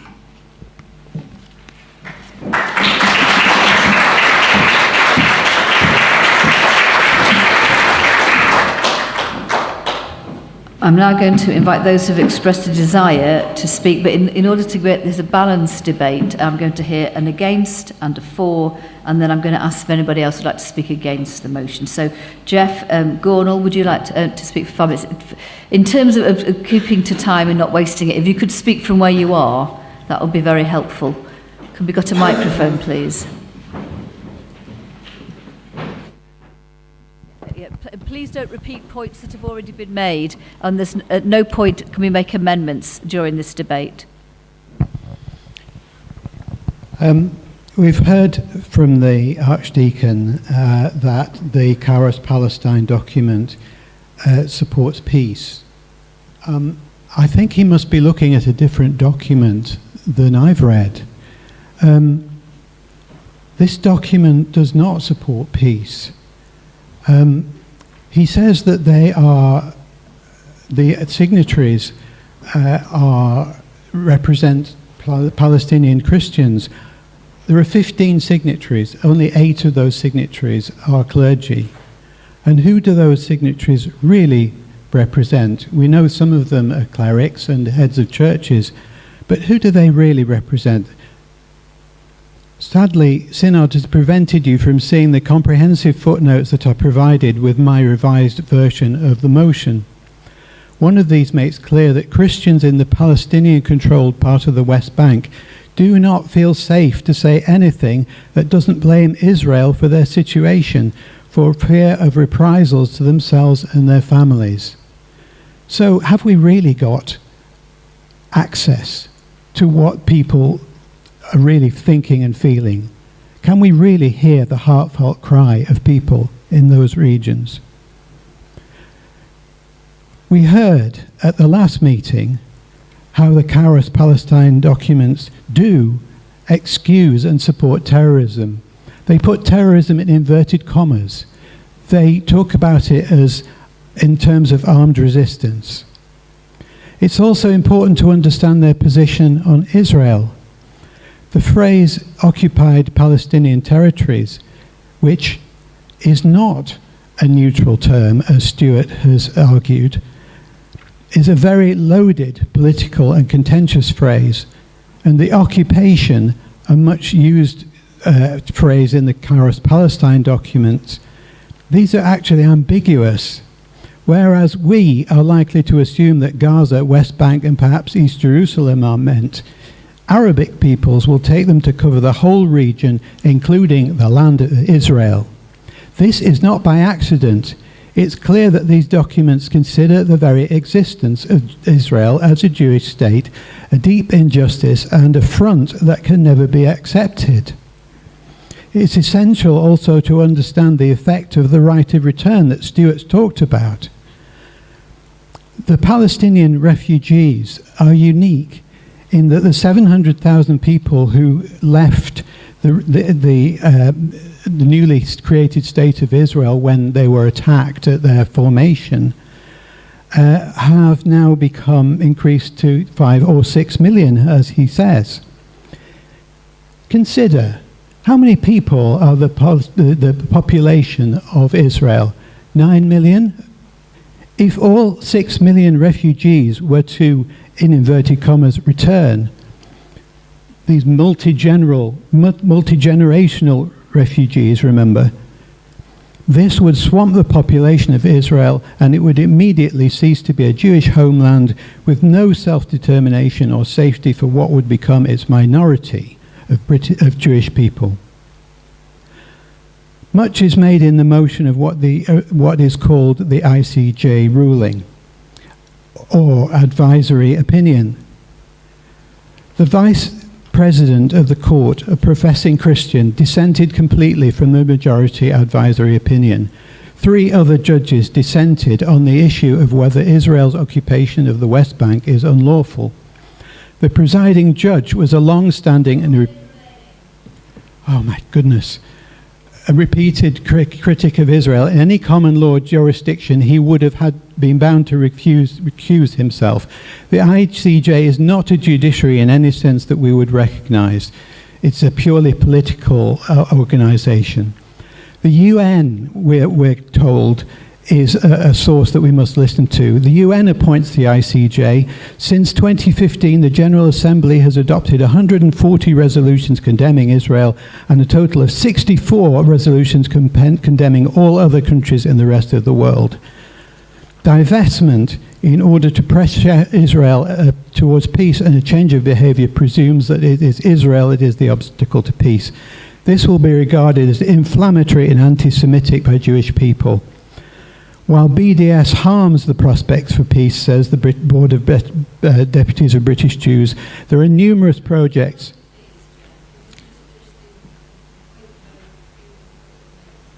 that are bringing Israelis and Palestinians together to work for a better future.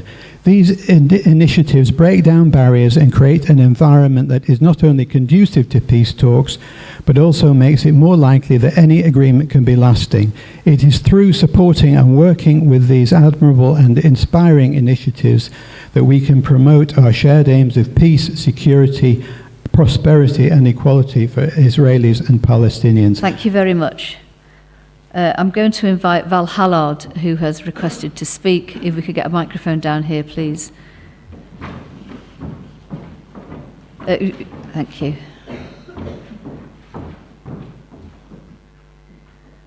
You've got 5 minutes, Val. Thank you. Sorry. That's all I can say to our brothers and sisters in Christ at the moment. You called out to us in 2009 in the words of a moment of truth, a word of faith, hope and love from the heart of Palestinian suffering, generally known as Kairos Palestine. You told us about the price you are paying for the military occupation by Israel of your homeland in the West Bank, Gaza and East Jerusalem. You asked us to understand and to stand with you in your non-violent resistance to occupation. You recognise God's rule of love as the only way that a just and lasting peace can be established. And you live by it, despite all the trauma that you and your loved ones continue to experience. We, as the Church of England, did not give you that assurance at the time. At Pentecost 2012, a gathering of British Christians, including a Church of England bishop and a priest, issued their Iona call in response, stressing the urgency of our need to listen, understand and engage with you. Still no assurances were forthcoming from the national church. After 10 years, you renewed your call to us in the 2020 Cry for Hope, and then at Christmas 23 in the call to repentance. In the meantime, the situation in the occupied territory has become more and more desperate, with apparently no constraint from Western governments or recognition of international humanitarian law. We've seen the collective punishment of the people of Gaza, and in East Jerusalem, the assaults and takeovers of homes by settlers and the demolition of homes and civic buildings to make way for Israeli settlements. I travelled widely in Israel and the West Bank in 2013, and on my next visit in 2017, I witnessed a significant deterioration in the conditions for West Bank residents in just those 4 intervening years.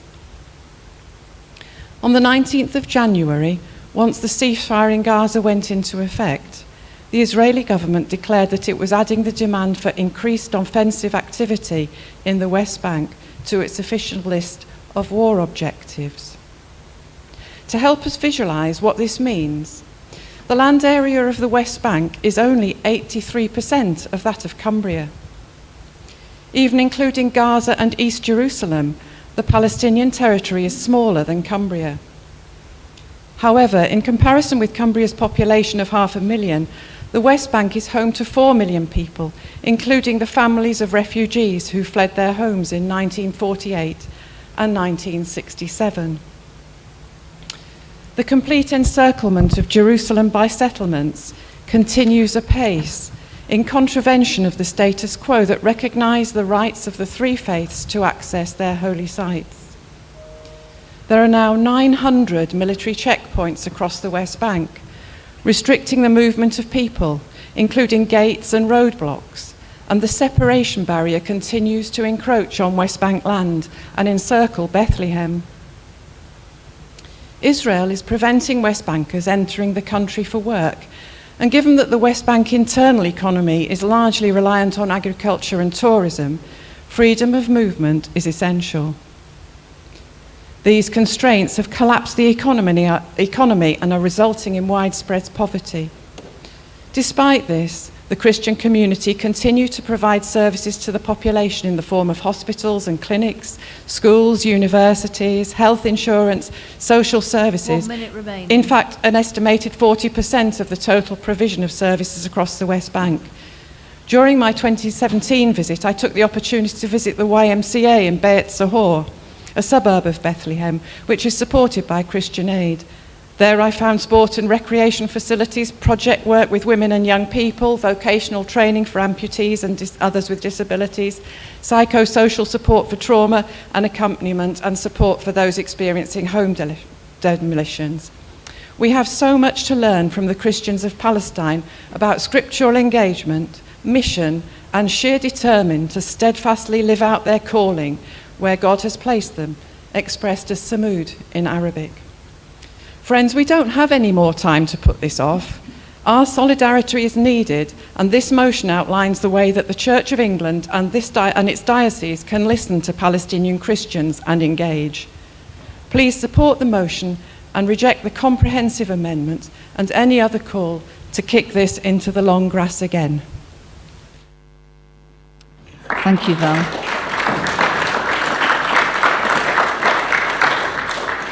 Before I invite those other people who have expressed a wish to speak, would anybody else like to speak against the motion? Lady over here to my left.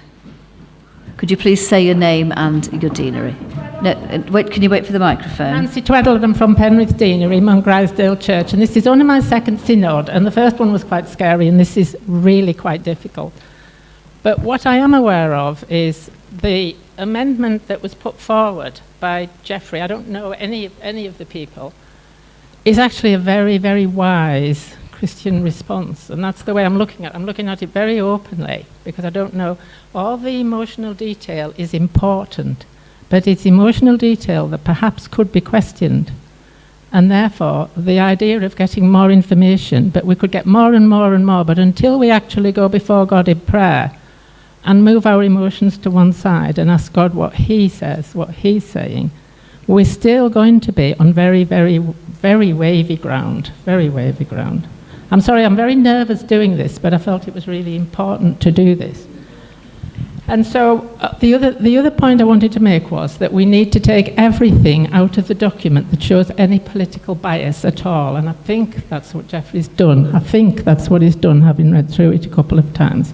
It's not our role as the people of God to put in political bias in anything, and that needs to be relayed nationally to the Synod, because that's not our role. It's our role to love people, but we can all define love differently, so we have to be very careful. The other thing about deciding on disinvestment is that if we're going to be fair about this, we've got to disinvest in lots of nations, Nigeria, Sudan, Saudi Arabia, China. We've actually, and which is why the very sensible idea of looking right through all the investments would cover this. It would be such a wonderful job to do, to look at everything as Christians we invest in, because it's God's money, it's not ours. We need to ask him, and we need to be very, very careful and prayerful before we show political bias in any part of the world. It's very emotive at the moment because the press cover it considerably, and if they covered every part of the world with the emotive response, we probably want to disinvest in lots and lots. And I think we need to be really serious. It is a very, very serious thing that we're talking about today. Thank you very much, Nancy. Thank you. I'm now going to call on Nikki Pennington, who has requested to speak. Thank you for calling me, Chair. As we've already heard today, the historical roots of this crisis are ancient and complex, and the varying interpretations of the past are contested. Few nations can claim to be without some degree of complicity in the unfolding tragedy. And in such a deeply fragmented and volatile situation, there is a temptation to remain silent, fearing that our words may add fuel to the fire. Yet the terrible loss of life, the ongoing suffering of our sisters and brothers of all faiths, compel us to act and stand in solidarity with all whose lives are threatened and are living in such terrible constraints at this time. Given the complexity of the issues at hand, I invite us all to think carefully about the words that we offer, that they come from a place of humility. For in humility we recognise that not one of us can claim to fully understand the entirety of the situation. In humility we recognise that we will each have different points of contact with this issue. And in humility we seek to listen deeply in order to understand better, so that we can offer a response that is informed, thoughtful, and constructive. Our hope is that the response we offer contributes to processes that seek a just and lasting peace in this region.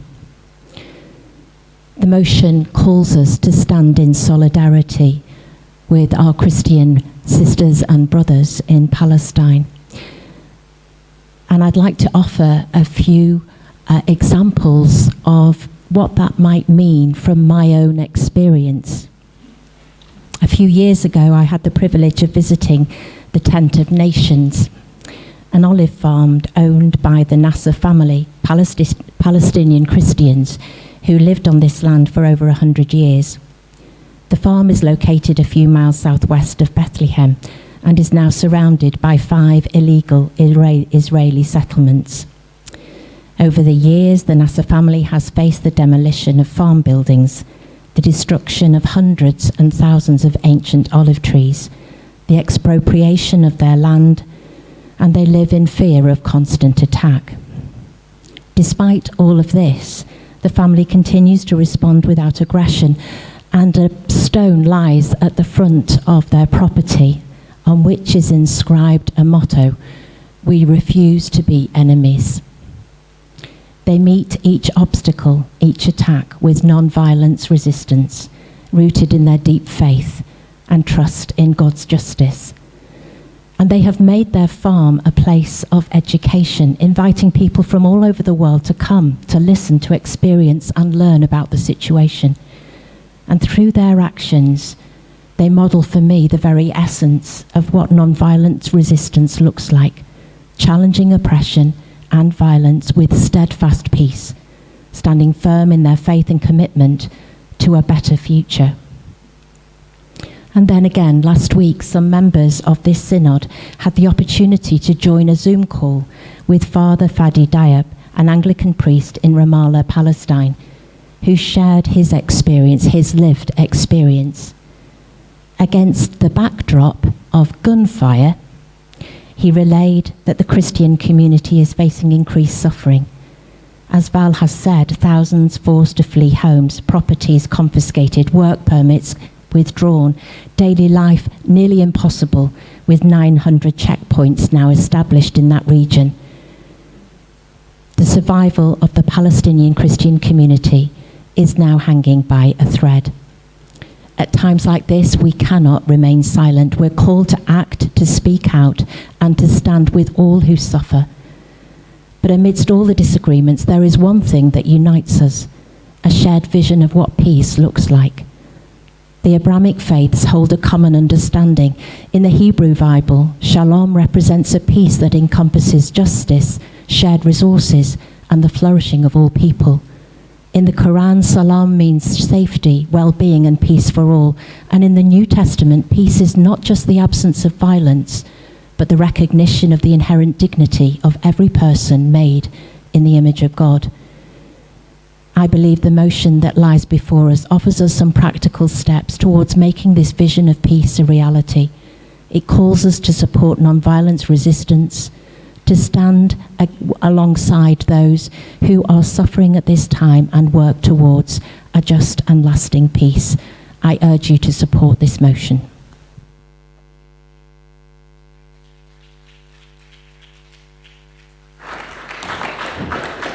At the moment, we need to hear from the people that have requested to speak. I don't know whether we'll hear the people that need to speak, please, who have requested to speak. Can we go to Vernon Ross, please? Vernon Ross, Archdeacon of Westmoreland and Furness, and ex officio.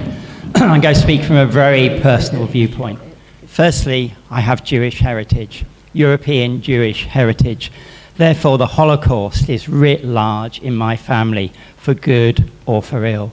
When I became a Christian, my dad accused me of joining the enemy because the church had persecuted us in the 1930s. Yes, the Lutherans, yes, the Roman Catholics, but boy, don't the English do racism and anti-Semitism in a very polite way. Church of England in the 1930s. I have wider Jewish family who run the gauntlet of security guards outside their schools, of even armed police at events, and of armed police outside synagogue. I'm not talking about the Middle East, I'm talking about Berkshire and West London. I don't think that this motion, preferably in version D, is anti-Semitic or intends to be anti-Semitic, because I know what that feels like, and it doesn't feel like that to me.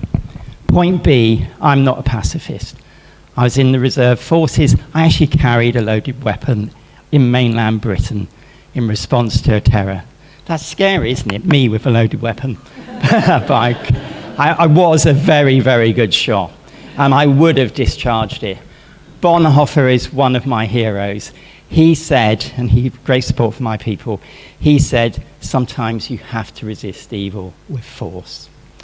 Thirdly, I was privileged as an incumbent in North Devon to do post-traumatic trauma counselling of members of the armed forces coming back from Afghanistan. I'm not talking about shrinking violets. I'm talking about members of the SAS, the SBS, and the Royal Marines.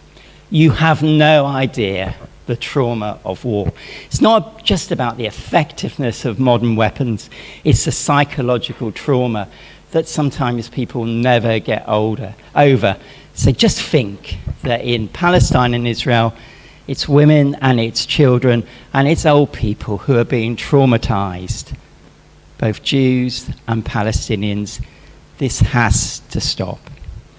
And finally, like St. Paul, slightly longer, isn't Jesus amazing? As I say to some of my family, the most famous Jew who ever walked, the best rabbi there ever has been, and of course, Son of God and Saviour of the world and divine. We have to teach the children of Abraham, be they from Ishmael or Isaac, that being stubborn and being in a cycle of violence doesn't work, that there is a better way, the way of Jesus. Let us encourage our sisters and brothers in the Middle East to try and pursue that way. I agree the wording of A is not good. and I would rather support B, Stuart, as you well know. But we know that following Jesus is the better way. Let's do it. This isn't perfect, I know, but it's better than standing by and watching bad things happen. Thank you, Vernon.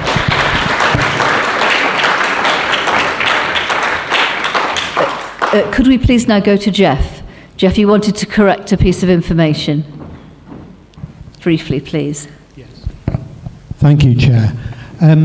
The webinar with Father Diab was referred to.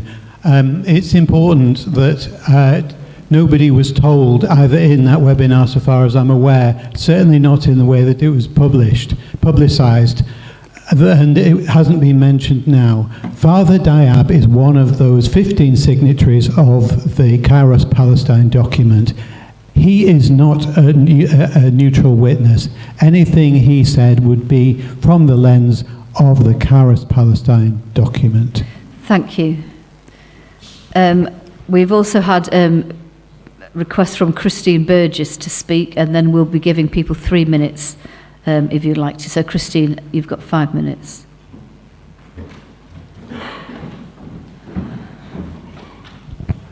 Christine Burgess, Kendal, Deanery. Israeli occupation forces continue military occupations in the West Bank, carrying out mass arrests and demolishing homes. Extremist settlers persist in violent actions, stealing 800 sheep from Palestinian farmers. That was 2 weeks ago. Israel has halted all aid to Gaza. 3 weeks ago, a huge fire erupted in Gaza food warehouses. There is dangerously low rainfall in Palestine, where local communities are deprived of water access. There is severe drought, and Palestinians have access to only 7% of the water supply. Palestinians have no freedom of movement. As Christians, our concern should be to seek peace and justice between those most closely involved in Israel's war on Gaza. If we focus on the context of the events of October the 7th, we need to go back to the 19th century. In the 1880s, with an increasing number of Jews fleeing anti-Semitism and pogroms in Eastern Europe and settling in Palestine, the Jewish community, rooted there since biblical times, numbered no more than 5% of the population. In 1917, the British government declared support for the Zionist movement through its Balfour Declaration, and early Zionist leaders wanted to establish a Jewish state. After the creation of the State of Israel in 1948, around 750,000 Palestinians were forced from their homes, ending up in the Gaza Strip, the West Bank, Jordan, Syria and Lebanon. Around 65% of the present population of Gaza are either refugees from 1948 or their children or grandchildren. Colin Chapman asks, should there be anything distinctive about a Christian approach to the conflict?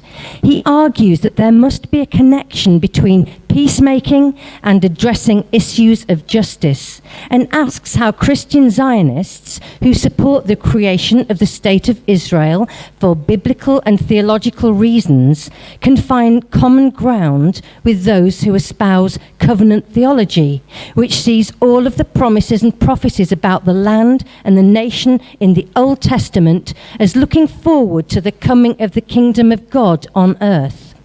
Covenant theologians are not likely to agree that Jewish claims to the land based on Scripture takes precedence over Palestinian claims that are based on centuries of settlement. Having read the Kairos Palestine Declaration, which is part of this motion, one of the points hits home forcefully. Our presence in this land as Christian and Muslim Palestinians is not accidental, but rather deeply rooted in the history and geography of this land, resonant with the connectedness of any other people to the land it lives in. It was an injustice when we were driven out. The West sought to make amends for what Jews had endured in the countries of Europe, but it made amends on our account and in our land. They tried to correct an injustice, and the result was a new injustice. The Kairos Palestine Declaration was written in 2009, and it wasn't until 15 years later, in 2024, that the Church of England spoke out against the occupation of Palestinian territories. The Archbishop of Canterbury said, "The state of Israel has been denying the Palestinian people dignity, freedom and hope. Ending its occupation of Palestinian territory is a legal and moral necessity. I fully support this motion and hope that whatever our theological position, we can all strive for a peaceful and just future for our Palestinian sisters and brothers." Thank you.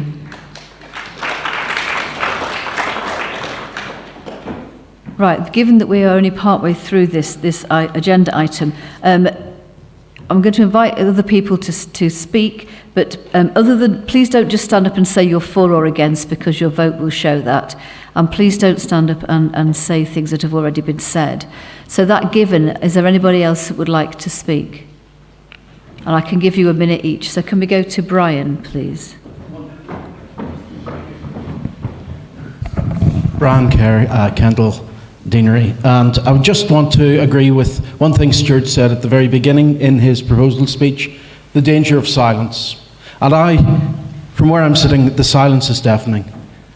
We hear about Palestinian Christians, Messianic Jewish believers. Are they also brothers and sisters in Christ?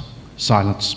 Islamophobia is thrown in as a word and a term. What does that mean? Against Muslim people or against Muslim beliefs?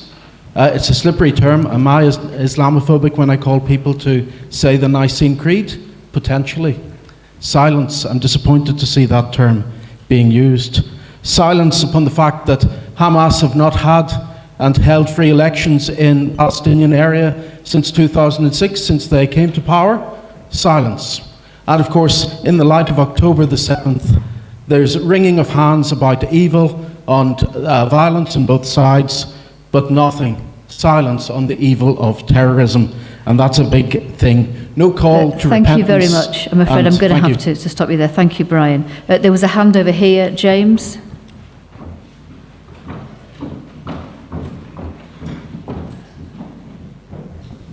James Richards, Deanery.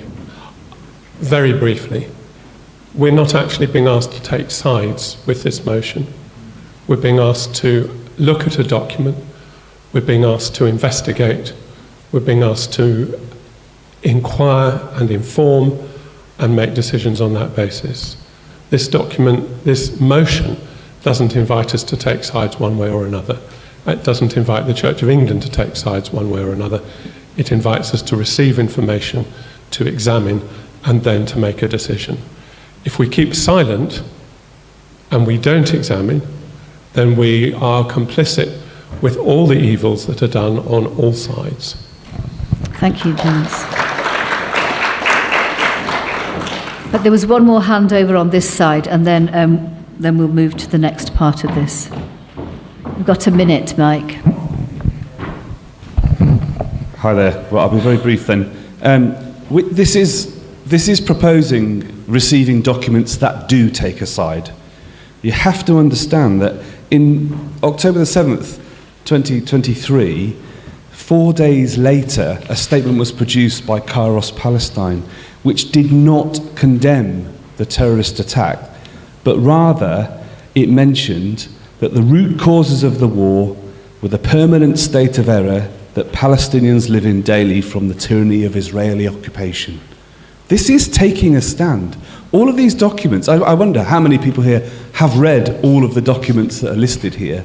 They're long and they're big, and they are totally one-sided and anti-Israel. Now, I'm not a Zionist.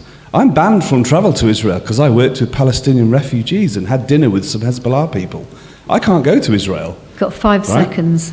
But this is totally one-sided and unacceptable. We should have nothing to do with these documents. Thank you, Mike. Thank you very much. I'm now going to invite Jeff to move his amendment, which you've got as B in your paperwork. You've got 3 minutes to do this, Jeff.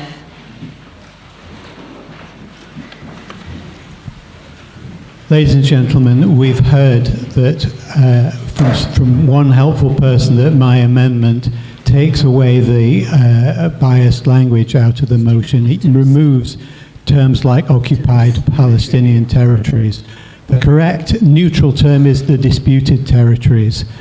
A better term would be to talk about Israel, to talk about Gaza and the West Bank, actually geographical areas. There are so many.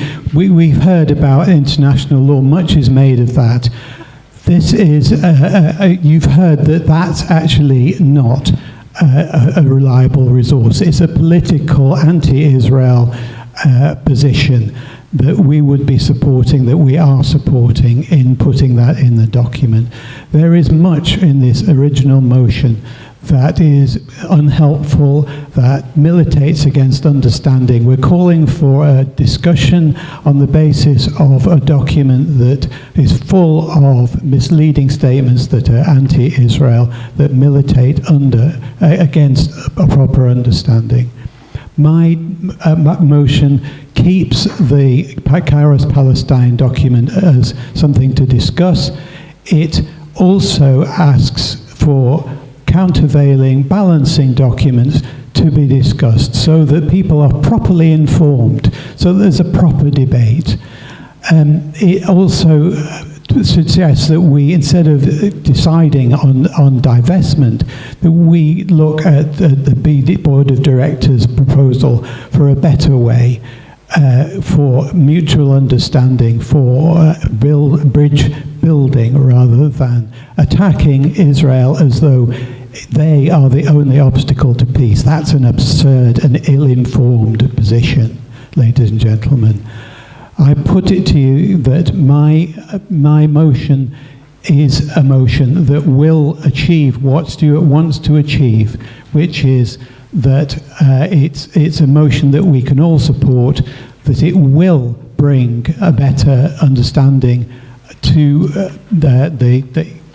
to everybody concerned, and it will promote a lasting peace. Stuart's document will not do that. Thank you, Jeff. Stuart, we're going to give you a minute to respond to that if you would like to.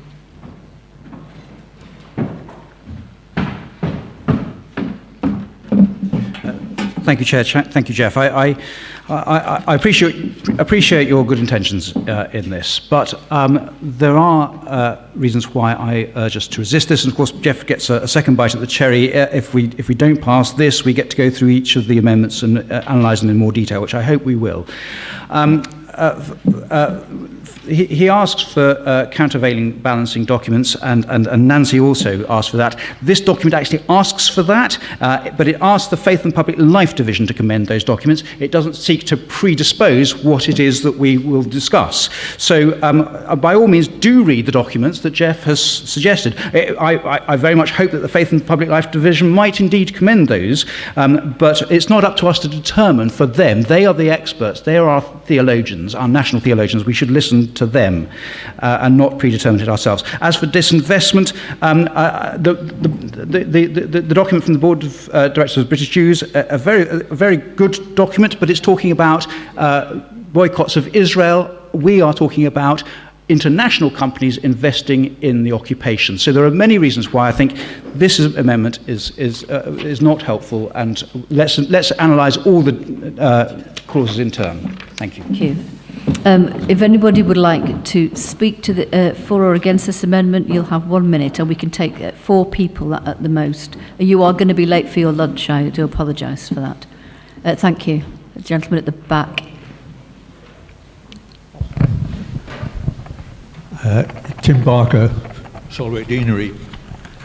We've heard a lot about the history of the whole situation in Palestine. We've heard blame being pointed, fingers pointed. It seems to me we don't need any of that, or the history. We're looking at the situation at this very moment, and what everyone in Palestine needs to address is Jesus' message, which the Palestinian Christians know only too well. love your enemy, do good to those who hate you. Righteousness means being merciful and forgiving. Israel needs to hear it.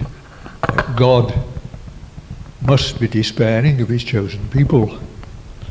But not only does Israel need to hear it, Hamas needs to hear it Thank too. you. Thank you. That's the minute. I'm sorry to interrupt, but that's the minute. There was somebody up here wanted to speak on my left. No, I'm sorry. We can only allow a minute for this point.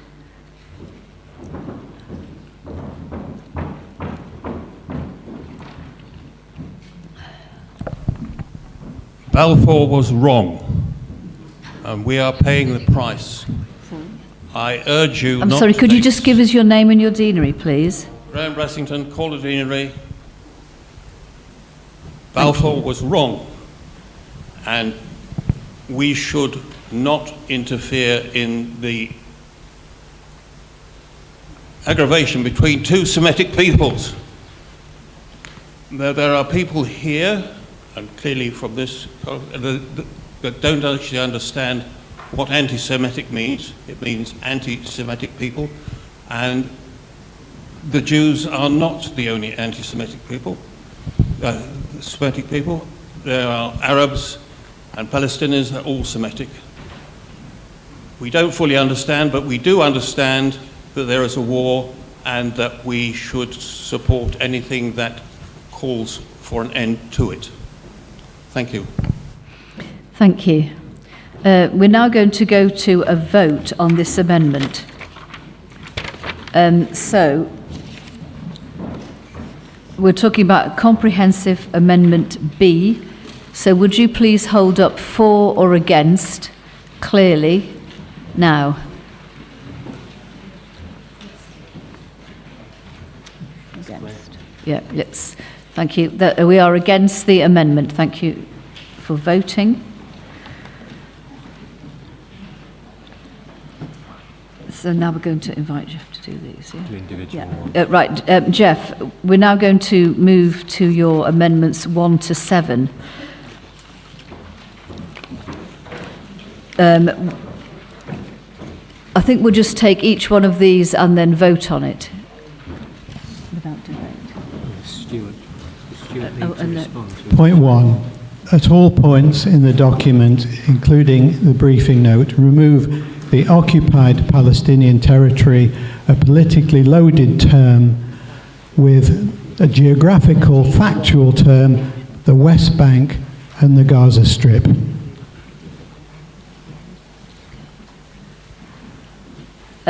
Stuart, are you happy to respond to these all together at the end? Or would you like to do it very briefly as we go through, because we need to vote on each one? Could you do it very briefly, and then we'll vote on each one as we go through?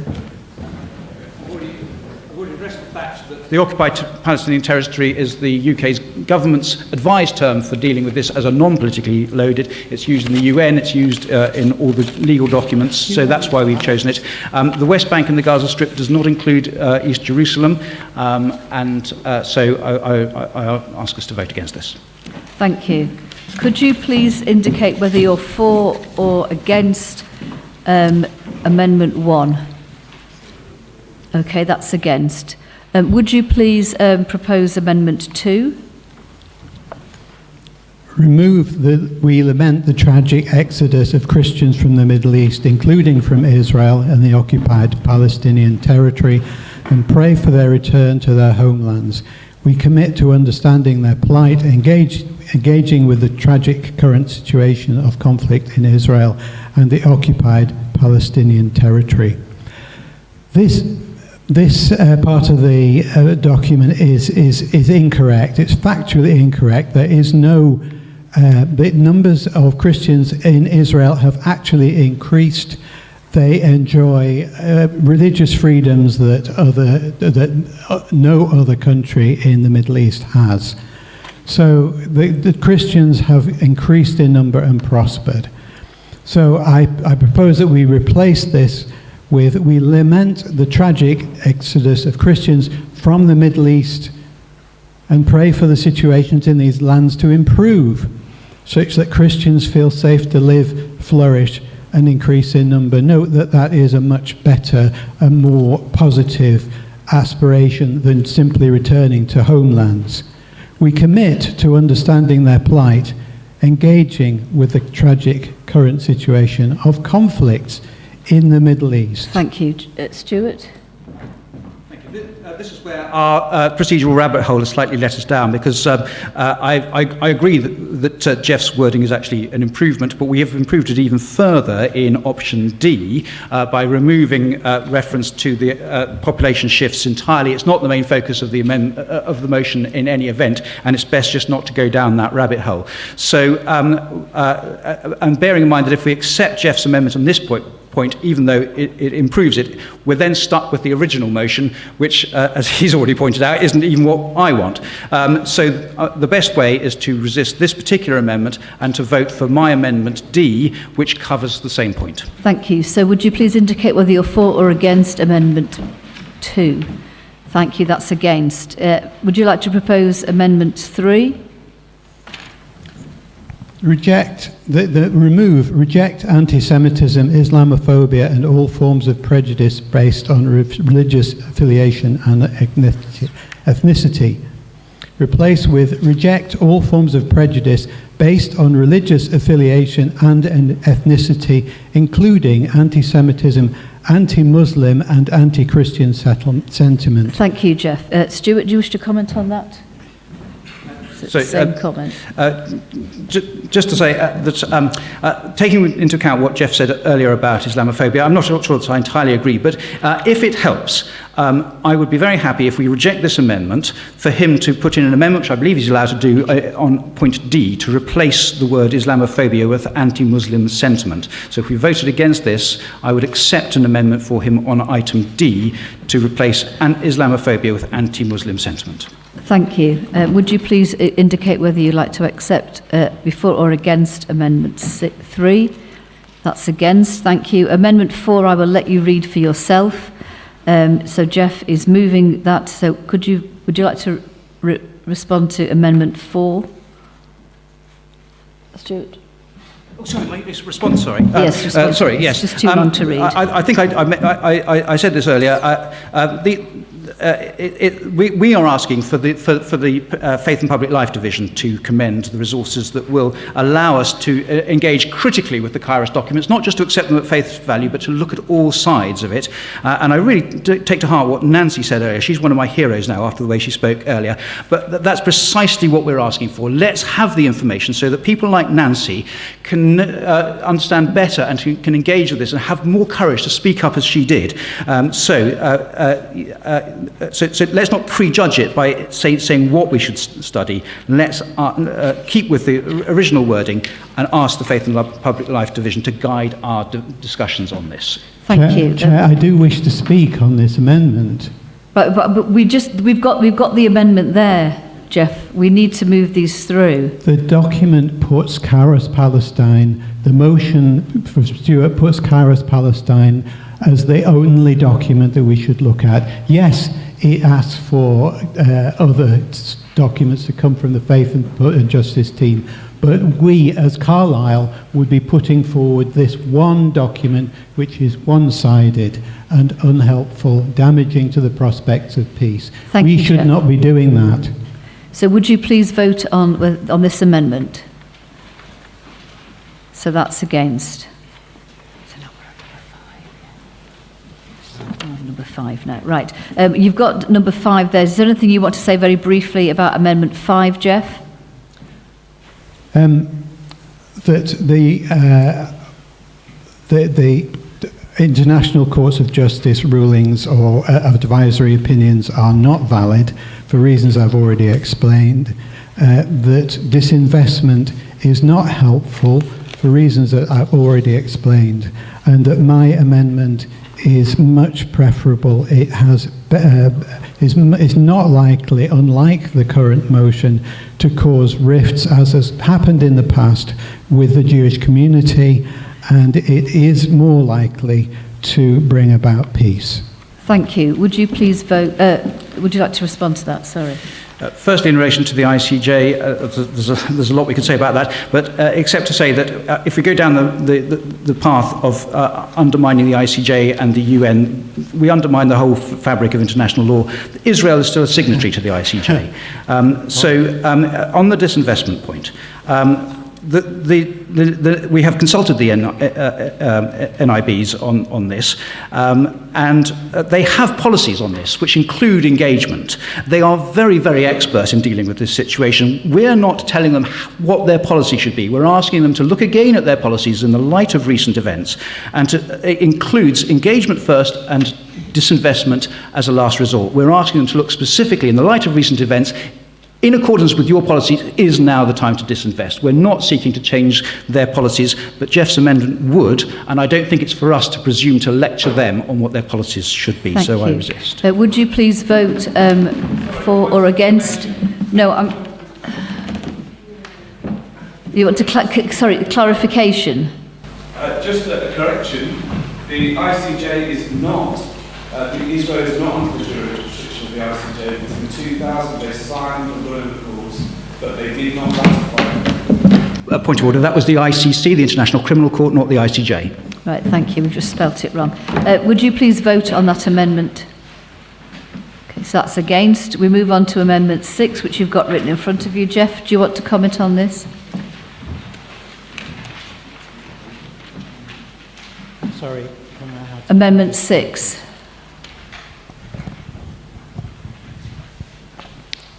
To remove, to work urgently for a lasting peace. So we've got it in front of us. Is there anything you want to say? I want to say that having full expression of religious freedoms within Israel, the West Bank and the Gaza Strip, including an end to all systems of control. What I want to say actually is that the right of all citizens to live in peace and security must be an exception to this, because there is a duty for nation states under international law to combat terrorism, and these controls, many of them are sadly necessary, as Brian only too eloquently explained to us at the last meeting, because of the terrorist security situation. So it's absurd to say that we should open the floodgates to terrorists to do whatever they like. That must be an exception. Thank you, Stuart. Thank you. Whilst I don't entirely agree, well, I don't agree with many of the ways in which Jeff reads the Kairos documents. I think there are some legitimate concerns in there. I would be willing to accept his wording were it not for the fact that we would then, again, be stuck with the motion we don't want. We have, in motion D, changed the wording ourselves, which I hope is in a way that takes into account Jeff's concern. So, again, I'd ask us to vote against this amendment and to vote for item D instead.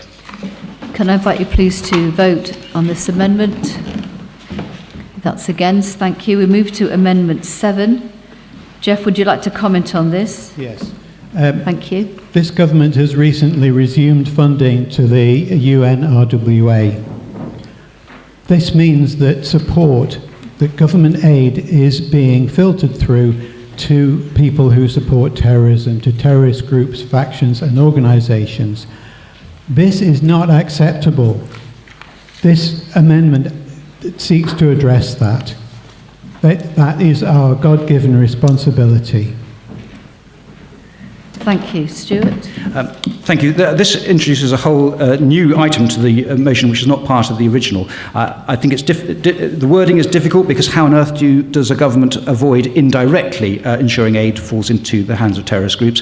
I would say to Jeff that if you want to bring this, you would be entitled to bring it as a motion in its own right and have more time to debate it. But we don't. But it's not helpful to add it into this particular motion. So I would ask us to vote Thank against. you. Can I invite you to vote on that motion, that amendment? Thank you. That's against.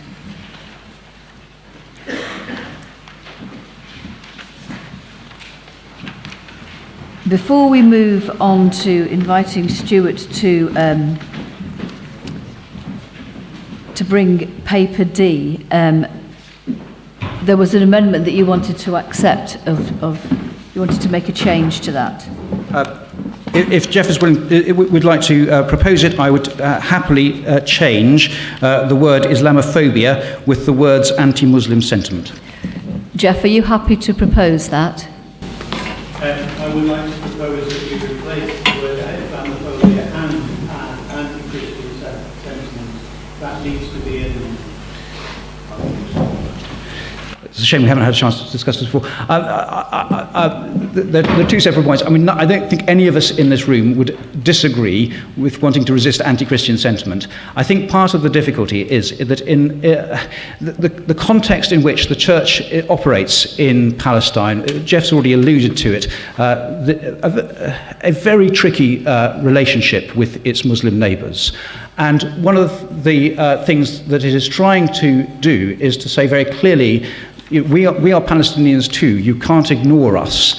We also have rights in this. And so reaching out, as the Kairos document does, to both sides in an even-handed way, avoids them simply being marginalised purely because they're Christians. I think to introduce the phrase anti-Christian sentiment, whilst all of us would agree with it, is unhelpful to them in their context. And we are speaking in any event as the church, reaching out. So to seek to ourselves to say we're against anti-Christian sentiment seems to be somewhat pointless. So I would accept the part of it that says, the part of it relating to Islamophobia, but I would ask us perhaps not, on balance, to include the words anti-Christian sentiment.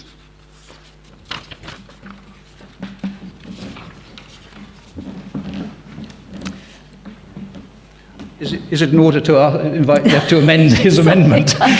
Yes, I was just sorry, my brain's working very slow today. Jeff, are you happy with Stuart's amendment to your amendment? No. Yeah. I think that needs to be enough. We need to be hearing all the voices. We need to be putting forward. I'm sorry, we can't hear you. Yes. Could we have the microphone? So, yes. Right. I'm not happy to remove that. You talk about hearing the voices of Palestinian people. This motion needs to include voices of Christian people as well in this context. Thank you. Chair, might I suggest that we vote on Jeff's amendment as he's proposed it, and if that fails, perhaps he might like to propose a second amendment on anti-Muslim. Because you need to propose present this in the format that you want to present it. Yes. So, do we wish to vote on? Is that appropriate to vote on? Would you like us to vote on your amendment, Jeff? Yes. Right. Would you please show if you're for or against Jeff's amendment? Right. Thank you. That is against. So, Stuart, would you like to present? Has anybody else got any amendments that they want to bring to this? Thank you, Stuart. Would you like then to move version D, motion Yes. D, I've already, amended as you wish? Yes, I've already spoken in favour of the motion in general, and all of that stands. Why I specifically ask for this amendment is, first of all, it's clearer in its focus. We've removed those references to the wider Middle East and made it very clear that our focus is on Christians in the occupied Palestinian territory, and that was partly in reference to the conversations with Jeff. We also received feedback in the run-up to the debate in relation to the disinvestment clause, and we want to make it really clear that we are not asking for disinvestment against the state of Israel itself. This was again a point that Nancy raised very well and very carefully. I totally agree with you. What we are looking at is, in this amendment, is to focus on corporations that directly profit from a persistent, ongoing and direct severe human rights violations or violations of international law. So it's much more objective. The majority of companies that are in that position are not Israeli companies. They're international companies, not Israeli companies. So it's not targeting Israel itself or the Israeli economy or Israeli business. So we want to make that much clearer in this amendment, mindful of what's been said. And also we have been much more careful in the final paragraph about the kind of peace that we're calling for and avoiding language that some have found contentious, and although I said I didn't agree with that interpretation, I recognised that the original wording was open to that interpretation, so hopefully this is clearer. Stuart, could you just clarify the words that you are amending? So we are essentially replacing item A with item D. Yes, I know that, but the Islamophobia. We were taking Islamophobia out and we're putting in what? If I'm allowed to propose an amendment to my own amendment, I would in the spirit of unity, propose that we change the word Islamophobia to anti-Muslim sentiment. Right, thank you. We are now going to vote on Stuart's motion D. So would you please indicate whether you're for or against?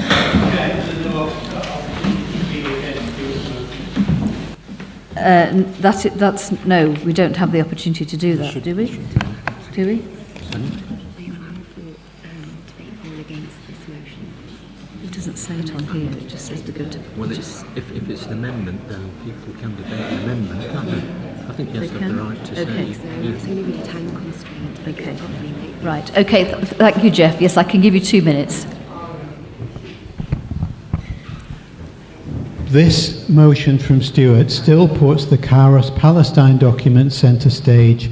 Yes, it asks for the Faith and Justice team to add others, but we would be putting our names behind only the Kairos Palestine documents. If I say more, I'll be repeating myself, but these documents are not ones we should be supporting. Not those alone and centre stage as this motion does. Thank you, Jeff. There was another hand on my left.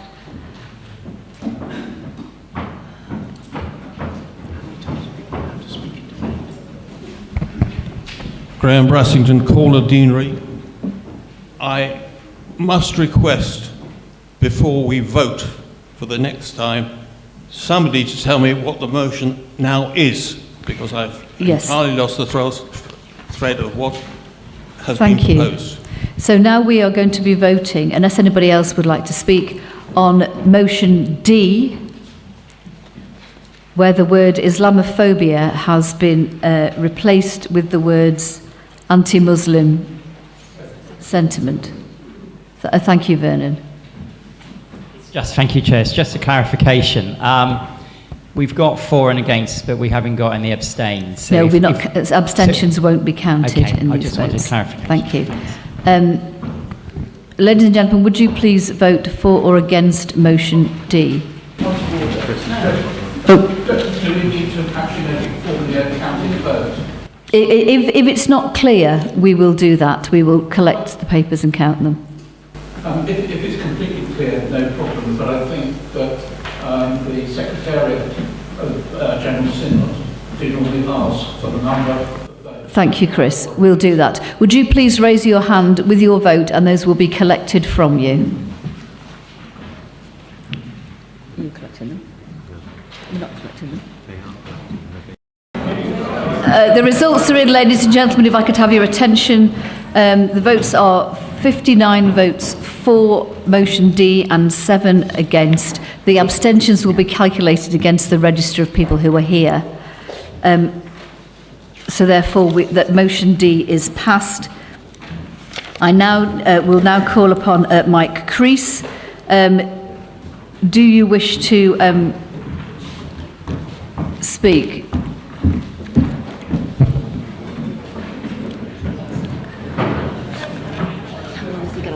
Can I give you 2 minutes, Mike? Golly. And there was me thinking we were all done. Okay. Can I just make a point of order before I start? That the wording on here hasn't come from me, and our first view of it was this morning.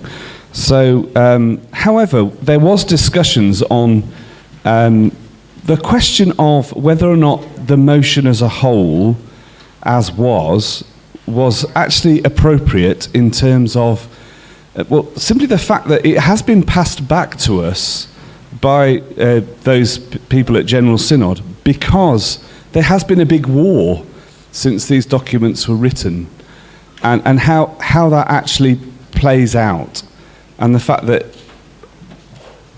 certainly in terms of the original motion, the Kairos documents and all those other things, maybe this is not the time to be effectively picking a side, and that Kairos Palestine, for all its faults, you have to remember that the Suhail Dawani, who was one of the founders, now retired as Bishop of Jerusalem, now runs the Yasser Arafat Memorial Charity, which he promotes the one-state solution, which is no Jews. Okay? And there are plenty of others. So I'm speaking to the motion here, which is the request that the original motion is rescinded because it's no longer appropriate due to the fact that Kairos Palestine have effectively supported an Arab nationalist agenda which doesn't speak for persecuted Christians. Yeah, sure, some of the people there are Christians who are also Arabs, but the overall direction of travel of that movement is to speak of Israel as evil, as sinful, as wicked, and that there are many people in that organisation who would like to see. So I would move to say that we should rescind the You would like us original to rescind motion. the 2021 Because motion? it has been accused of being anti-Semitic by Right. Jewish groups. Thank you. Jane. Just 1 minute, please. Thank you, Shanti. I'm just a bit confused because it says if comprehensive amendment B is passed or motion D fails, then we come on to this. But motion D has just passed. So can you explain why we're addressing this?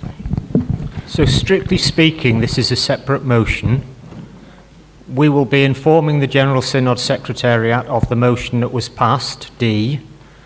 We would anticipate that they would substitute our motion D for the motion that was passed in 2021, but that's their business. So we have a motion to rescind the 2021 motion. So we're hearing that.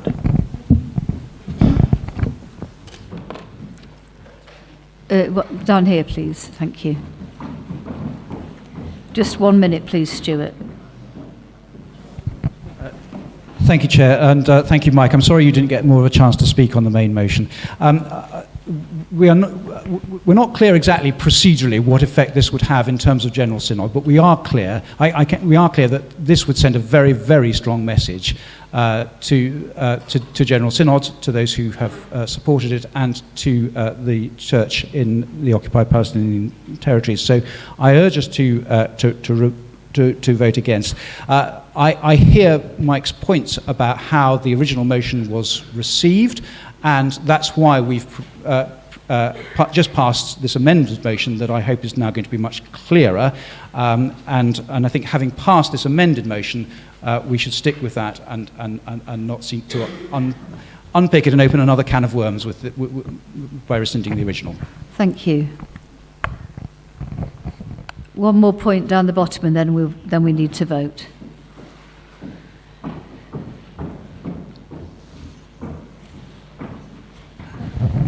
I'm a little confused and I'd just like clarification. From the last session of Synod and today, I understood by passing the motion just passed, we were replacing the 2021 motion. We were told at the last Synod to pass the motion presented that day, or else we would be left with an out-of-date motion going to General Synod. Now it appears we've got two motions going to General Synod. I'd like some clarity, please. So the motion you've been debating today has been a new motion technically. So yes, there are two motions that after today will be with General Synod and their Secretariat. And I don't know how common it is for one diocese to have provided two motions on the same subject, but there are plenty of situations where a number of dioceses have provided motions on the same subject, and then the Secretariat of General Synod deals with that in deciding the business that General Synod will deal with. On a point of procedure, could I move that this motion 8, be not put, and that we move on to our next business, because the motion 8 has the effect of undoing something historic, clouding the, muddying the water If he's moving to next business, can he do that? So with all respect, I would like to propose that motion 8 be not put and we move to next business.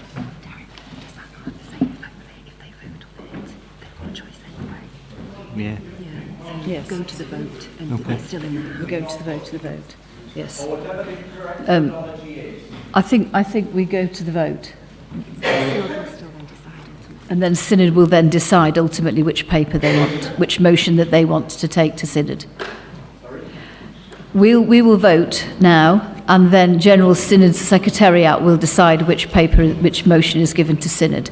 So would you please indicate whether you are in favour or against rescinding the 2021 motion?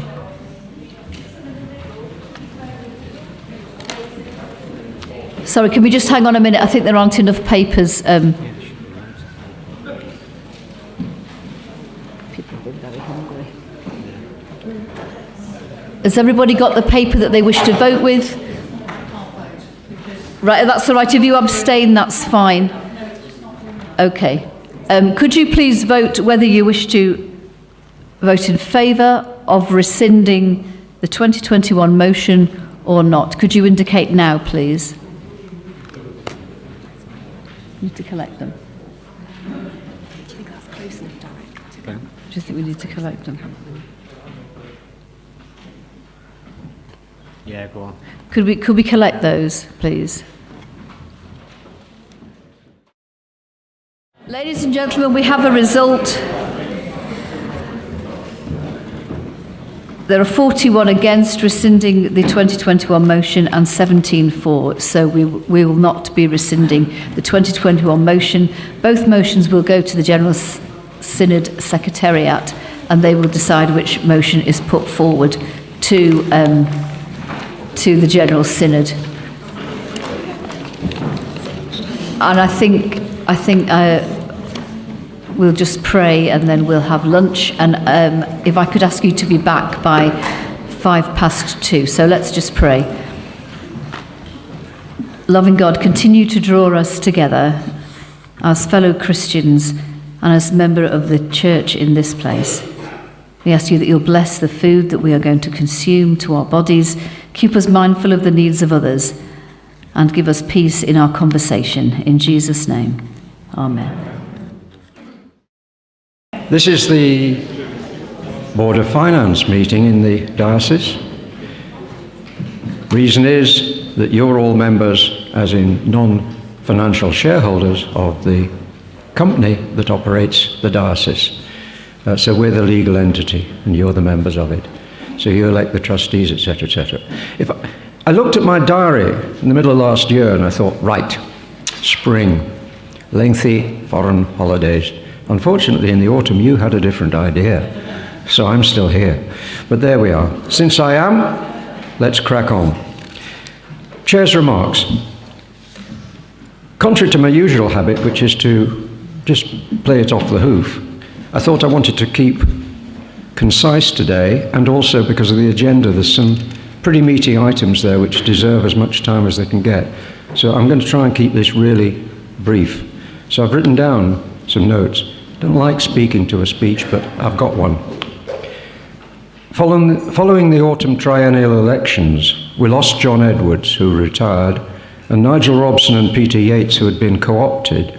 They weren't elected back on. We'll greatly miss their strong and experienced input. They really were. I mean, Peter is wholly committed, particularly to Rydal, and Nigel was a managing partner in a major firm of lawyers, and also is extremely involved in the educational aspects of the church and the maintenance of its fabric over in the northeast. John Edwards, with his background in property management, has agreed to remain on the Properties Committee as a co-optee, and Alex Scott is remaining as a co-opted member of the Investment Committee. All this takes place because there's a new Board of Finance following the October elections, which starts to take effect from the 1st of January. So in our January meeting, we had to re-elect everybody. Trevor Hebden, who was originally co-opted as a member of the Investment Committee, has agreed to become a full co-opted trustee and also joins the Properties Committee, so he's on everything now. Charles Hope was newly elected as a trustee, and Derek Bradley, Janet Busk and Rob Cook were re-elected by you, the members, for a further 3 years term of office as trustees. So there we are. We're forming a search committee to assess our present skills and requirements, and some slots are available to co-opt further trustees should suitable candidates be identified. It's a multifaceted business, the diocese. It requires some intelligent and experienced senior management abilities in terms of investments, in terms of properties, in terms of HR, in terms of Christian ethos, but supporting the material and balancing that with the spiritual. So there's a respectful and hopefully, and it is, active relationship with the Bishop's Council, who decide on the allocation of our resources. We don't. We just tell them whether we can afford it or not, and if not, what do they want to do about prioritising or setting aside certain things, so that we remain in balance. And we do remain in balance, so it's a good formula and it works. My genuine appreciation goes to those who serve either as trustees or co-opted committee members for their skills, experience and commitment that they bring to our diocesan governance. We have an excellent team, and remember, they're all unpaid volunteers. And can we please express our gratitude to our fellow trustees because they commit themselves.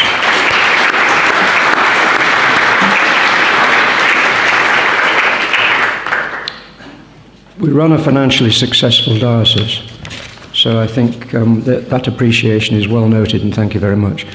We also wouldn't be able to do our job without a thoroughly competent senior and general management team in Church House. They are a great team. Most of them probably could get more money by working elsewhere, but they don't, because they subscribe to what they're doing. And dare I say it, we're all respectful of each other's positions, just like the debate this morning, which could have gone all over the place, couldn't it? But actually, to the end, it remained courteous, it remained adult, and it remained mature. And we didn't fall out with one another. It's just that one side won quite a lot of the votes, another side didn't. But we all go away having tried our best and done our best, and it's good to see. It needn't have happened that way. I'm going to give you some financial highlights from 2024. So you're going to get some statistics thrown at you. 2024, year-end 31st December, still subject to audit, so we're only in first draft figures at the moment. We got them this week. Expected to show a moderate surplus on our general account, that is our unrestricted figures, which is where the activity mainly takes place, of about £100,000 subject to audit on general unrestricted accounts. Now, 100 is a good figure. It's actually just over 1% of our total £8 million worth of income. So it's marginal, but if it was any more than that, I think we'd be questioning whether we were right to be making continual decent surpluses, although we do have legitimate causes to put money away for big issues like sustainability, like paying out lots and lots of money to make our housing stock more appropriate for the modern age, and to sustainable energy efficiency, etc., carbon neutrality, which the diocese is continually reminding itself it's committed to by 2030, coming up 5 years away. Ministry offer received was £100,000 higher than in 2023 at 4.2 million. But actually, 98.1% of what was offered was received, which isn't that much different from the £100,000. So it could have been nearly 200,000 had everything that had been promised been delivered. There are loads of reasons why that doesn't happen, because each parish has its own individual situations to deal with as they crop up. And you can intend well, but it doesn't necessarily all work out in your favour. So 98% is comparatively good. So well done, everybody, for that. External funding from the Archbishop's Council was £250,000. Derek only got 6 million. Oh dear. Anyway, it was £250,000 higher at £1.5 million in 2024. Some of it, not all, is for restricted use only. But that kind of emphasises the fact that even though we're financially vibrant as a diocese, we are increasingly dependent on external funding to balance our books. And thankfully, we do. There's a discussion to take place shortly about maybe some revisions in national funding for dioceses and how they're going to be calculated. Maybe we won't come off well in that, but that's being debated, and Derek will talk about that later. Gains on sales of fixed assets. So mainly houses we have in the balance sheet at original cost or whatever they are. But when you sell them, you can make a profit. Not always you can. £900,000 profits on sales of houses, mainly houses during the year, as against 150,000 last year. So that's a major contributor to our reserves and our cash. We've also had some one-off windfalls in the year. We had a maturing pension scheme which caused a surplus of assets over projected liabilities, and that's now being distributed among those dioceses that had members in the pension scheme. And we've got £262,000 this year, which will be included in the 2024 accounts. A windfall. Can't guarantee that in the future, obviously, but good to have. We also had a legacy of nearly £190,000 from a retired minister, and that's a one-off as well. So it's great that these things happen. We keep reporting good things. What is also a saving is that ministry costs were £367,000 under budget. Now that's not a good thing. Let's come back to that. Other good things, hydro schemes have performed well. We had a wet spring, so in terms of output, and also we benefit from very good tariffs for energy that we feed into the national grid. They won't last forever, but meantime, we rejoice and we bank it, and that's good. Unfortunately, we're having a dry spring, so I'm just waiting for Rick to give us the bad news next time we meet, which is on Wednesday next week as trustees. But meantime, we'll celebrate. So far this year, we've completed the sale of, in 2024, we completed the sale of 6 houses and 4 parcels of land, and we got £2.6 million into the bank because of that. But we purchased 2 replacement houses, and they cost £1 million. 1.6 surplus there. The ministry costs. Year by year, we budget for cost of ministry, and we budget what we think is prudently. We don't want to over budget because we know that there are gaps in securing replacements when vacancies arise.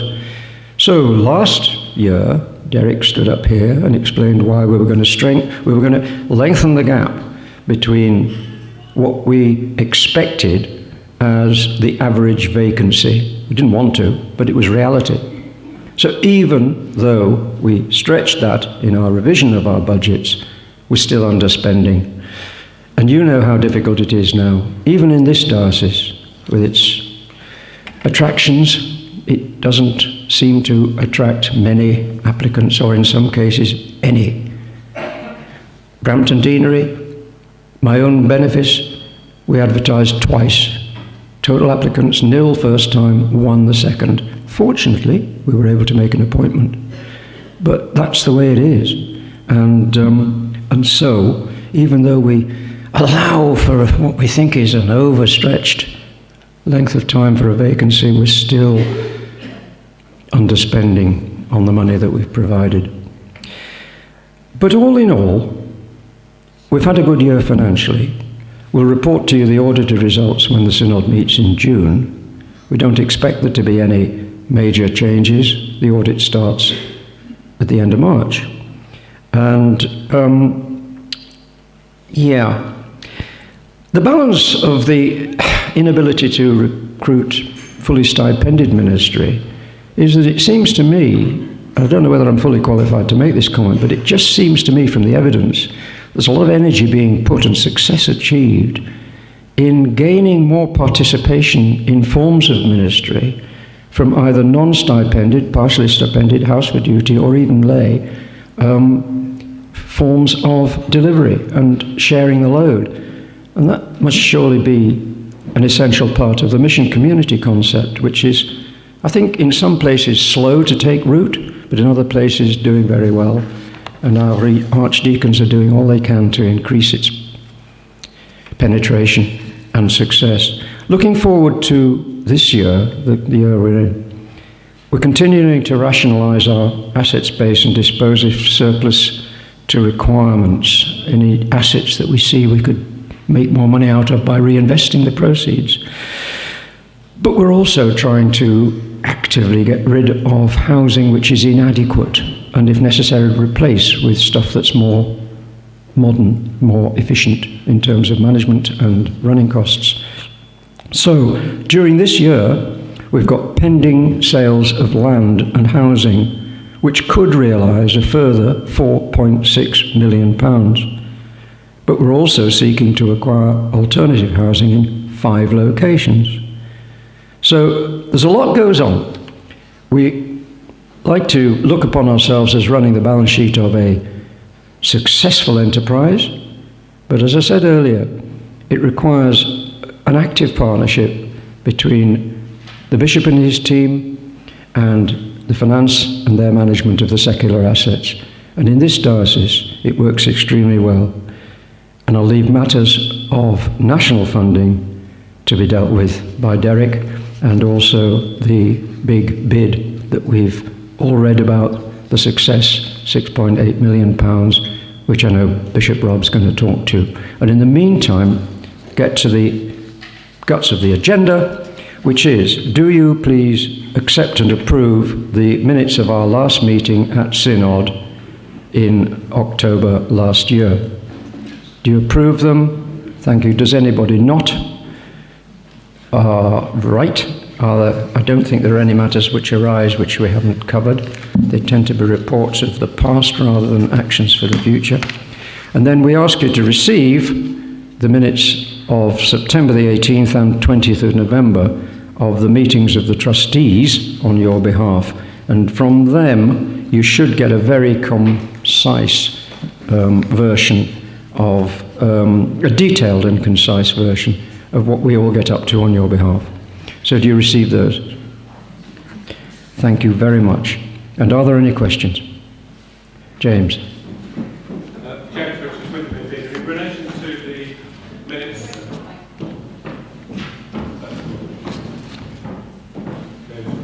Am I live? Yes. James Richards, Windermere Deanery. In relation to the Finance Committee minutes for November, I see that in item 8, the Finance Committee had a report on what I think I might call financial sustainability in parishes.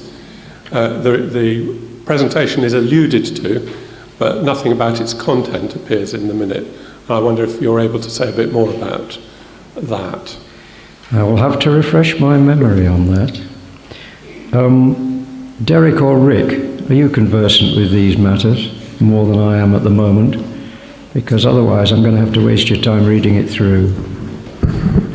The thing is, we've had our January meeting since then, and March is a long time away. I mean November. So just... I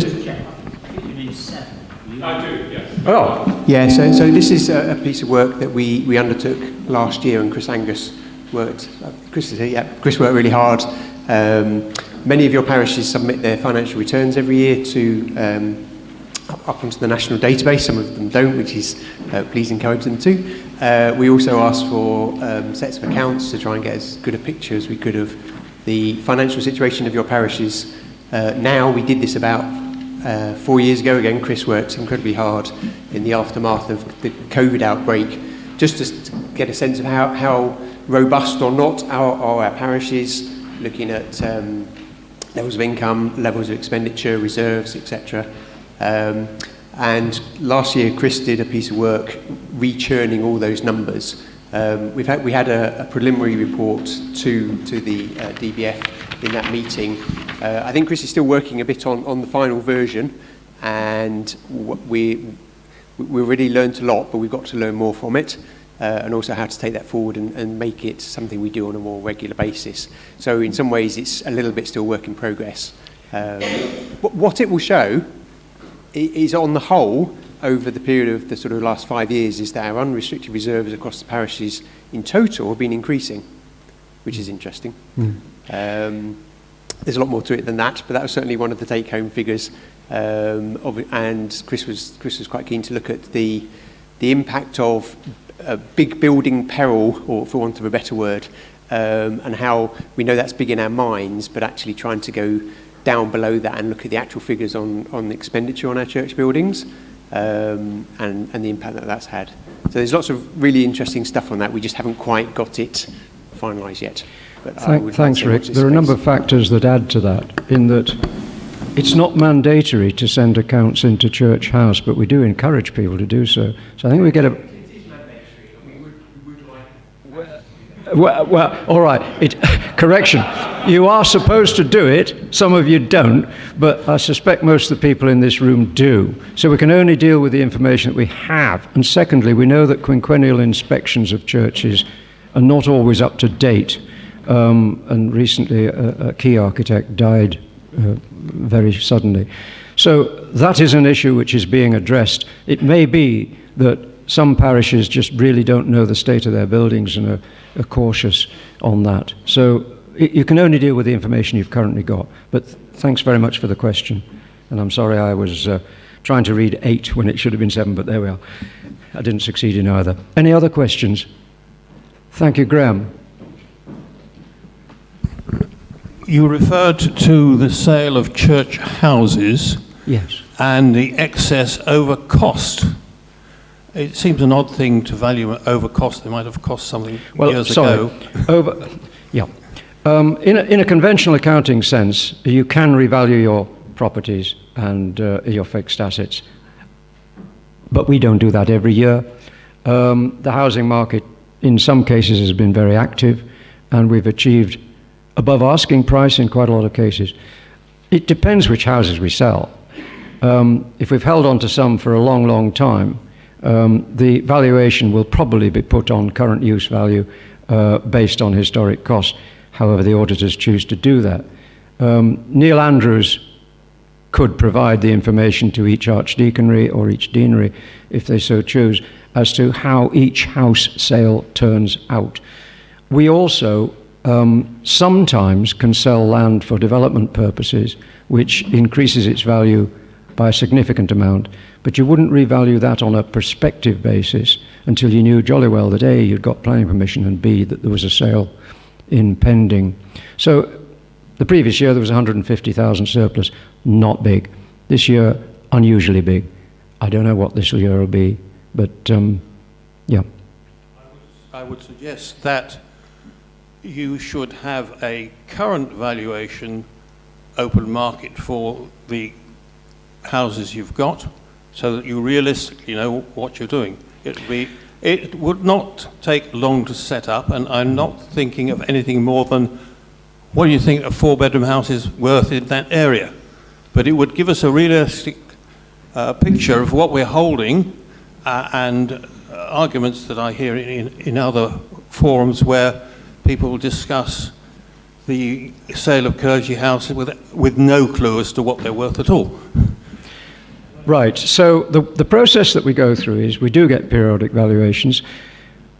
When we think a house is surplus to requirement, because actually it's of little relevance just to put, it's a bit like rising and falling values of investments. If we don't intend to sell them, it's of esoteric value perhaps.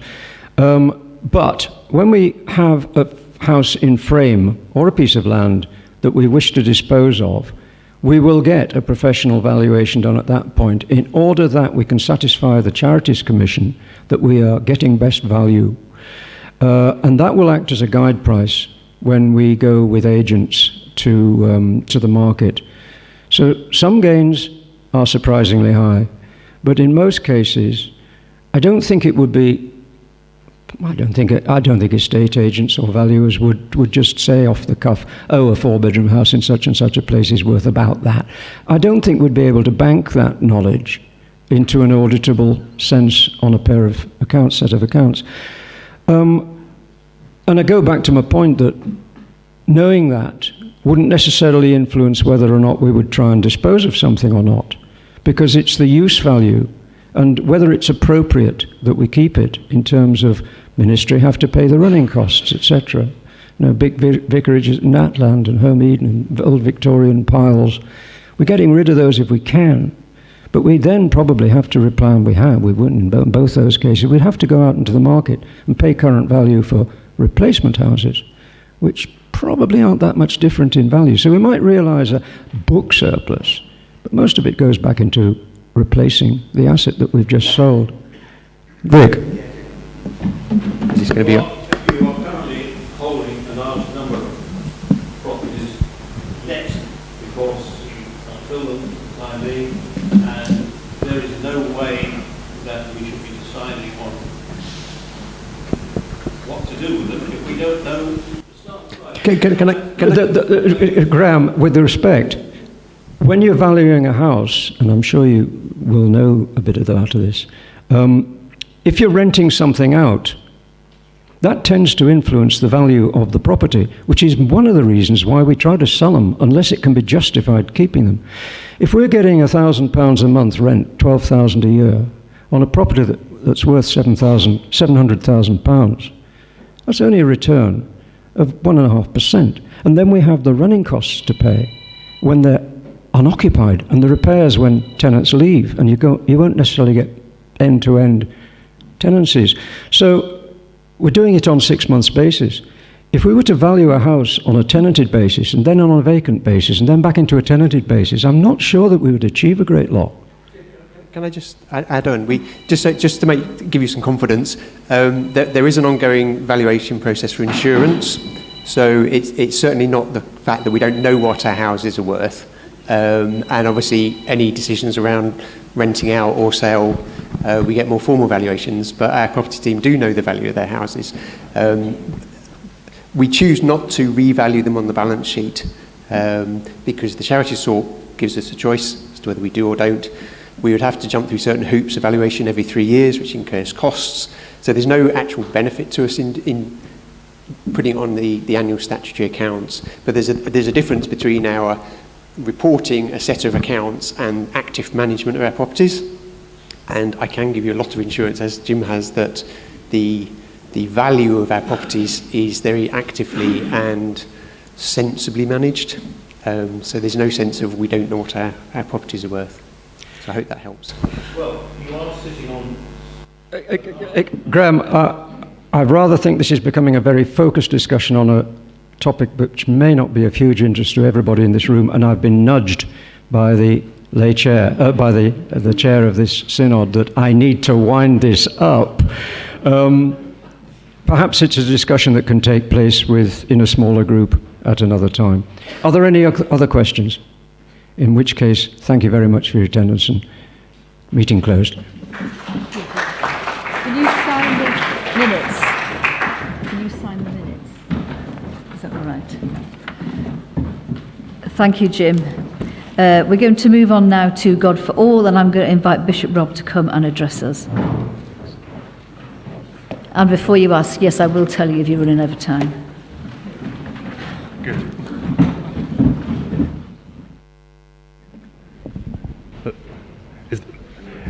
You need to have that large trap door installed for me. Good afternoon, everybody. It's I'm going to just speak to you reasonably briefly, I hope, about the Diocesan investment programme and the success of our recent bid for money. We received £6.8 million. I should just say that the slides that are here may not be exactly the slides that I'm talking to. They're excellent slides that Rachel prepared for something early in the week, but they are full of detail. I will try and there's some things I want to say about the whole thing, and I'll try and give you some of the detail as well. But I apologise if you said that's nothing to do with that. Anyway. First of all, I want to say a huge thank you to all those who worked really hard on this bid. Some people did a fantastic amount of work, and they did something with real skill and care. And it wasn't just Rachel and Kerry and Derek sort of centrally, or the bishop's staff team. It was people in deaneries, particularly in Barrow and Carlisle, and in Derwent Deanery. There's been an awful lot of hard work by a lot of people, praying, thinking, discussing, consulting, to draw all this together. So I want to say a huge thank you on behalf of us all to those who put all the effort in, particularly as ever, those of you who've had to write kind of presentations or dissertations or whatever, that last minute thing where something comes in and you've got to change the whole thing. Well, that happened to us, and people went above and beyond the call of duty. I might say that I agree with everything that Alan Hard has said this morning. There are some times when I think that expecting above and beyond the call of duty all the time is possibly over the top. And this would be one of those times, because the people who worked on this always go above and beyond the call of duty. I hope we might not expect that of them 24/7, as sometimes we do, and they did a fantastic job. So, thank you to all. And it is exciting, wonderful news that we have got this extra resource to invest in frontline ministry. We have all this money to put in to local churches. It is, of course, not the silver bullet. This is not the silver bullet. It is more resource to do some things that we could not otherwise do. And it goes alongside the wonderful work that all of you, those of you who are affected particularly by this bid, and those of you who are not directly affected by this bid, the wonderful work that you all do in parishes and in local churches, day in, day out, to serve your local community, to be a praying, worshipping Christian community in that place, to be those who show people Jesus and help people to hear of him, to find hope in him and grow in that faith. That's our bread and butter. That is our bread and butter as the Church of England, is to be that church that is for all, is to be for all. And so this investment, we pray and we intend, is extra resource to go alongside and to benefit and build up the work that is being done. One of the joys of my role is that I get to wander about and see the fantastic work that is being done. Work with schools, pastoral work, sitting with people in their moments of particular need, bringing people together for warm hubs or for community. It's joyful to see the number of people who are coming to faith in different churches. And I was up in Harrowby the other week, and there were 2 people there, recently come to faith, fully part of the church. 10 people who are doing an Alpha course elsewhere in Carlisle. Young people coming for confirmation on the West Coast. I could just keep on going, and I understand from the chair that I don't have time to do that. So, this is extra resource. So we have done that, and I want to say that this is a great vote of confidence for us as a diocese and for our missional life. And actually we're hearing that from different places as well, that this is a diocese that in big and small ways is doing beautiful, fantastic missional things. So thank you. The thing, sometimes when we communicate about the DIB, there's a bit of a translation issue. So I'm going to try and talk to you in one sort of language, but actually when we have to put it to the church commissioners, we have to translate that into project speak. Now project speak is really important because it gets you focused. And project and strategy is a really important thing because God, when it talks about God building the house, well, actually the number of houses built by God and without an involvement of people is none. Somehow God in his wisdom and in his generosity chooses to work with us and uses us to do things. So there is a thing about projects, but there's translation sense that actually we have to write some of this stuff in a particular way. So as I go through, there may be some things where you think, well, we've got to measure that and we've got to do that. Well, we will be measured very, very tightly because we're getting a lot of money invested in us. But what we are seeking to achieve through this money and through our day-to-day investment and support of parish ministry is as many praying, worshipping, serving Christian communities, seeking the kingdom in as many places as possible, enabling people to hear the good news, to hear the gospel and respond to it, and to grow as followers of Christ. These are the things that we're all about. And so our prayer is that this investment will enable us to do that. If we could just go through to the slide that says Diocesan Investment Programme Award, please. 1, 2, 3. Yes, there's all lots of... I apologise that we're not going to go through all this.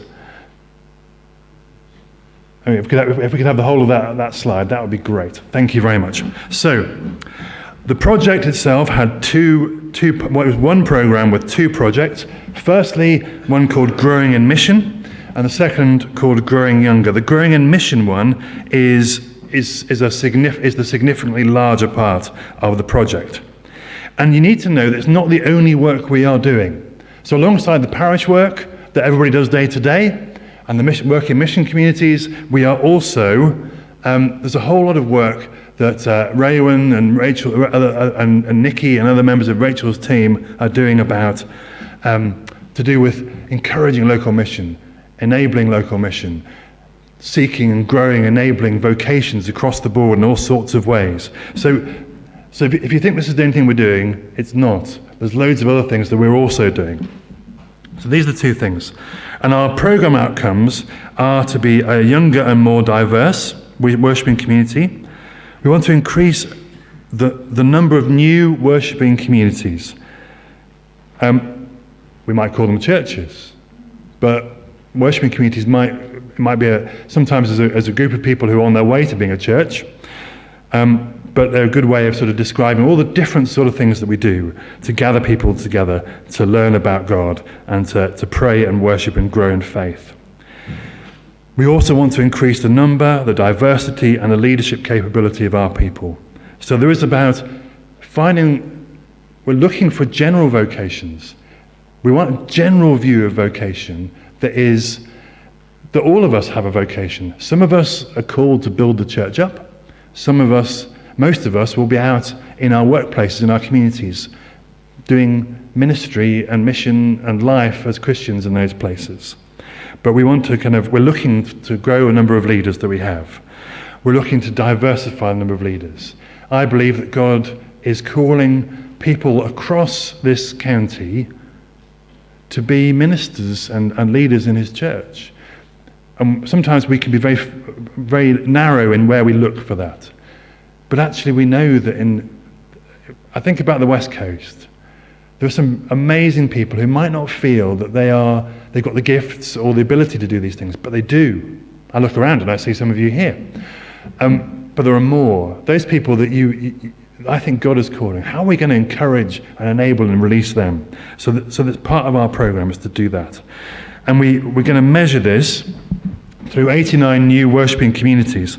Now, this is not for me to say to you, please go away and found 89 new worshipping communities. Because actually I bet that most of you will discover that you're already doing it or you've already got a plan for doing it. So I look back to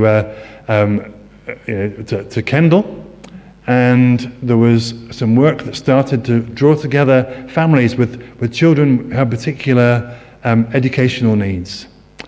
And that became a church community. They gathered together, they worshipped, they prayed together, they studied scripture together. That's the sort of thing. Or the dementia tea service for people who are affected by dementia, which I know a number of places do. That is a worshipping community. So these are the things that bubble up when the local church prayerfully discerns, I think God might be calling us to this. Or where that person says, God has put this on my heart. Will you join me in doing something with this? So this 89 new worshipping communities might feel like, oh, how on earth will we do that? But I suspect that we might easily hit that very quickly, because actually God might bubble up in us, in our prayerful deliberations and our response, these new initiatives that enable people to come. We're looking for an attendance growth of, this is what we have to give to the Church Commissions, but wouldn't it be great if it was greater than this, of up to 2,609 people. We're looking to develop 227 new leaders, and we measure it by a number of financial givers. But again, that is about that sense of us just showing some indicators of how our work is doing.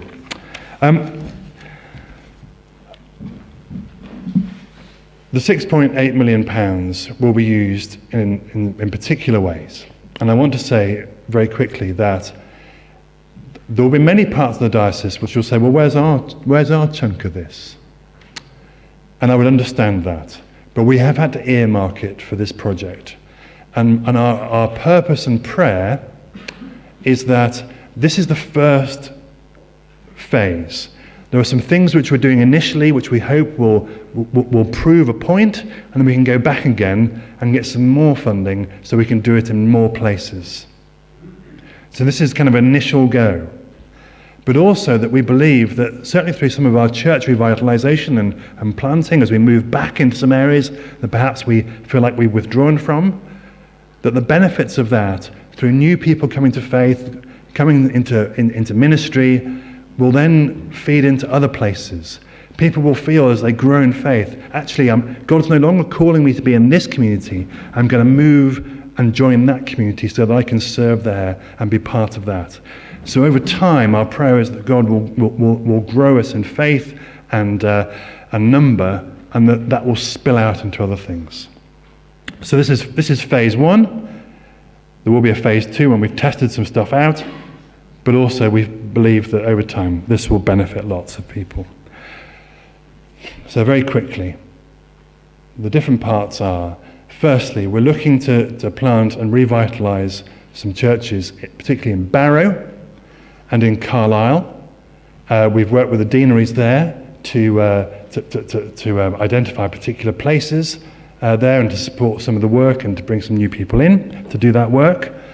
And also St Aidan's, the church plant in Derwent Deanery that John is leading. So to give some more resource to that church plant, with the idea that when the curator comes along, they will learn there, they will get embedded in Cumbria, and then they will take a group to work somewhere else, to move out from there. So these resources, not being a thing that we just keep in one place, but over time will spill out.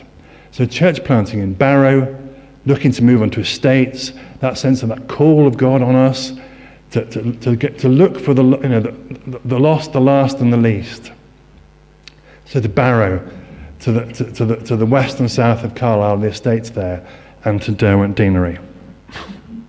There's also that bit of helping you as you seek to find new worshipping communities, that support for you as you do that. How might you support those who are leading it? How will you? What can you learn from elsewhere? Gathering for support and learning. So some resources to help with that. I'm conscious, Chair, that I need to keep moving on. So we're also looking. Some of the money will help us to support our mission community leaders, particularly, and our rural deans, to give them coaching and mentoring, to gather them together for mutual support, but also that, in my view, we can do a lot of kind of teaching how to do stuff, but my experience is that when I'm given some theology, when somebody really good talks to me about God and about the wonder of God and the life of the kingdom, I get excited and I want to do something about it. So part of this will also enable us to give spaces for our colleagues to gather together to be fed spiritually, so that they can then lead others and encourage others in the faith. So this will also enable us to do that. So there's a chunk of the money that is to support, enable, develop different leaders within the diocese in their work and support them in what they're doing. So church planting, the enabling of local churches in their mission planning, the support of leaders, and then finally, it's not finally. This is one of the things which is a phase one. We have secured funding to work with 3 pilot projects, rural pilot projects, in a sense to work with those local rural churches and say, what would make the difference for you? If you had £50,000 a year to spend for 3 years on something, what would move the dial? What would release you into doing something better, or to free you up so that you can do the things you really want to do? Now, we wanted to do this across the diocese, but actually we needed to try it out first, and before we can go back for that. So that's what we're doing. So we're working with we will work with 3 local rural churches, groups of churches, mission communities, with this funding, and we'll work with the national church on how to kind of measure that and review that. But our intention is that at the end of that, we will then be able to go back and say, these things make a difference. These things free people up. These things support people. We know it works because we've done it. Please, will you help us do this across the piece? So so we've got the funding to do that in 3 different places with £50,000 a year to do that. And then finally, as many of you will know, we've put our schools strategy and our Growing Younger strategy together, because we're trying to make sure that our schools work that so many of you are involved with and our church schools work is fully integrated. And a strategy has been worked out which should enable us to kind of think about how do we, from the moment of birth to the age of 25, how are we enabling young people, children, young people, young adults, to come to faith, grow in faith, and find their place in the life of God's church. So that sense that we're going from 0 to 25. And so the last bit of money, our Growing Younger bit, is about supporting for Network Youth Church, support for children and families work, and our schools work. There's that funding for that. So that enables us to put into operation that strategy for 0 to 25 discipleship. I'm sorry that not all the details are on there. We will endeavour to get some slides out to you that will give you the detail of that. But that gives you a very quick overview. Have we got time for any questions? Any questions, please? Jan. Oh, sorry. Yeah.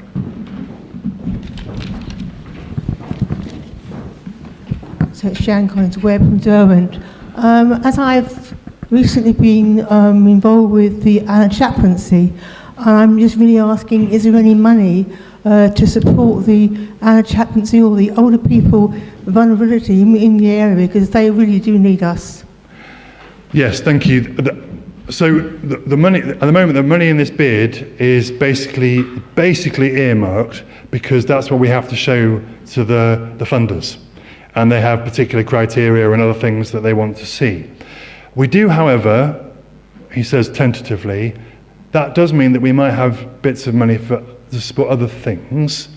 We do have a Diocesan Growth Fund that local churches can make, and mission communities can make bids to the diocese for. So when we have a licensing service or some other diocesan service, people give to the Diocesan Growth Fund.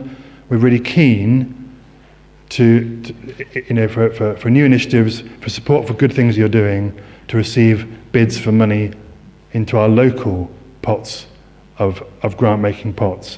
But likewise, we also still have seed funding, I think, which is small bits of small grants of £250 or something, which we're keen to give to people. Just if it enables you to do a new thing, then. So this bit of money is earmarked because we're doing it, but we're hoping that we can then move on to a phase 2 when we've proved some concepts. But it does mean that there's a bit more probably available from our local grant-making bodies to do some things like that. Yes. Julie. Julie Barrett, Penrith Deanery, probably connected to your question as well, but this money, I assume if it's not, the posts are not fulfilled, it has to go back. Is it ring-fenced or? That's a very good question, Julie. I'm not quite sure I know the answer to it. It'd be nice if the things were, because then obviously we could go to part two. Sadly, I don't think it just comes to us. One of the things one of our challenges is about recruiting to those roles that we have got the money for. That will be a challenge. That is something for your prayers.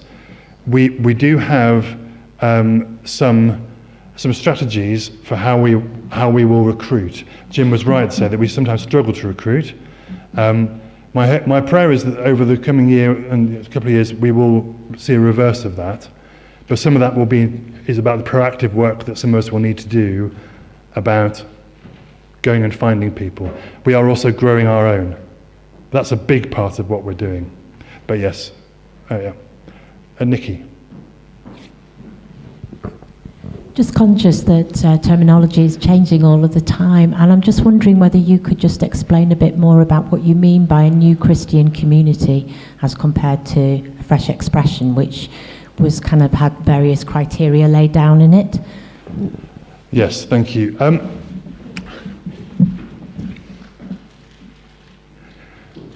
So there are some criteria for new worshiping communities, which actually, okay, I'll be really honest with you, they kind of go against the 39 articles, but but they are quite useful, nonetheless. So there are certain things that within the criteria, such as that they meet online or in person a certain number of times a month. They have an element of worship or Bible study. They might include communion. So I'm afraid I can't tell you all 5 of them, but there is a set of criteria for, and the new worshiping community has become the thing that we have moved into calling it from Fresh Expressions. That seems to be used less than I remember, but there are some different criteria. For me, I think I would say that they are. There will be a missional initiative. So there might be something you do, which is gathering people together, where there isn't a kind of Christian element. There isn't prayer or an explicit thing about faith, but you're just kind of serving the community in that way. That's really important, and we have to do that. And I would encourage people to be doing those things simply out of service. But actually, in terms of new worshiping communities, I think it needs to be clear that have some sort of clarity that this is a Christian thing, and we're doing this to kind of gather people to pray, to explore faith, even if it's just an open thing. But yeah. So in the past. Yeah.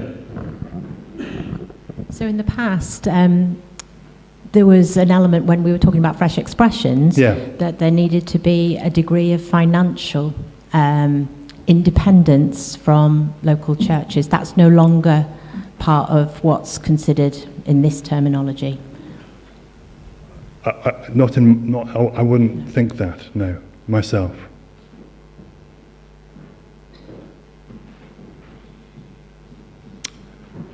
Yes, thank you. Sheila. Yes, my badge says Sheila Goodliff, Brampton Deanery, but in fact, it's nothing to do with Brampton Deanery.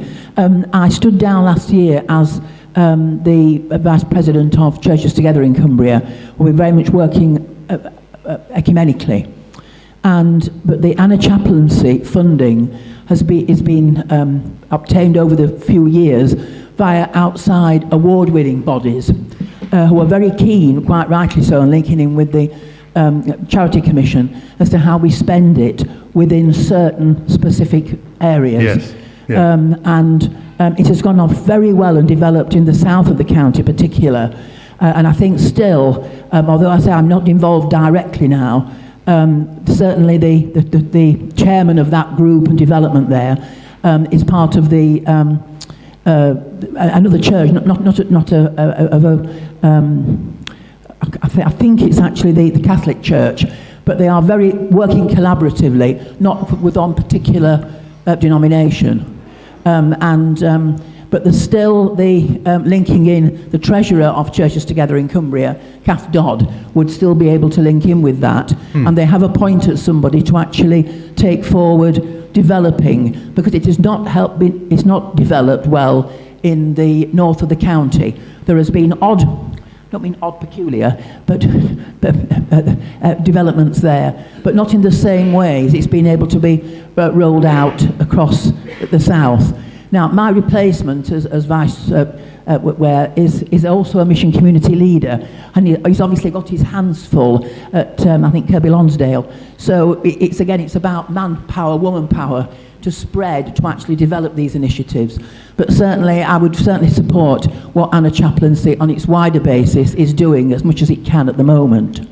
Yes, it is a fantastic initiative, which is one of the really good things that we can do ecumenically. And actually, every time I have an ecumenical meeting, which is reasonably often, it comes up. The thing it's a really thing we do together. I'm nearly done. Yeah. What about? Is there one more question? Oh, Graham. When you say on the right measured by, those are actually started projects in hand. Is that right? The 89? So the 89, no, they're not. They're not started yet. No. So this is what we're looking to do over the coming years, during the lifetime of this project. So you're going to put the money from the left into the on the right. That's the one. Yes, exactly. Right. Okay. Okay. Thank you, everybody.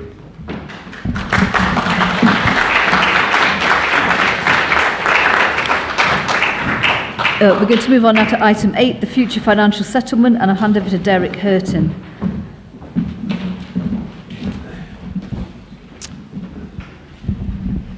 So this item relates to the long-term funding settlement between the Church Commissioners, the Archbishop's Council and the Diocesan Parishes of the Church of England. Sounds very boring.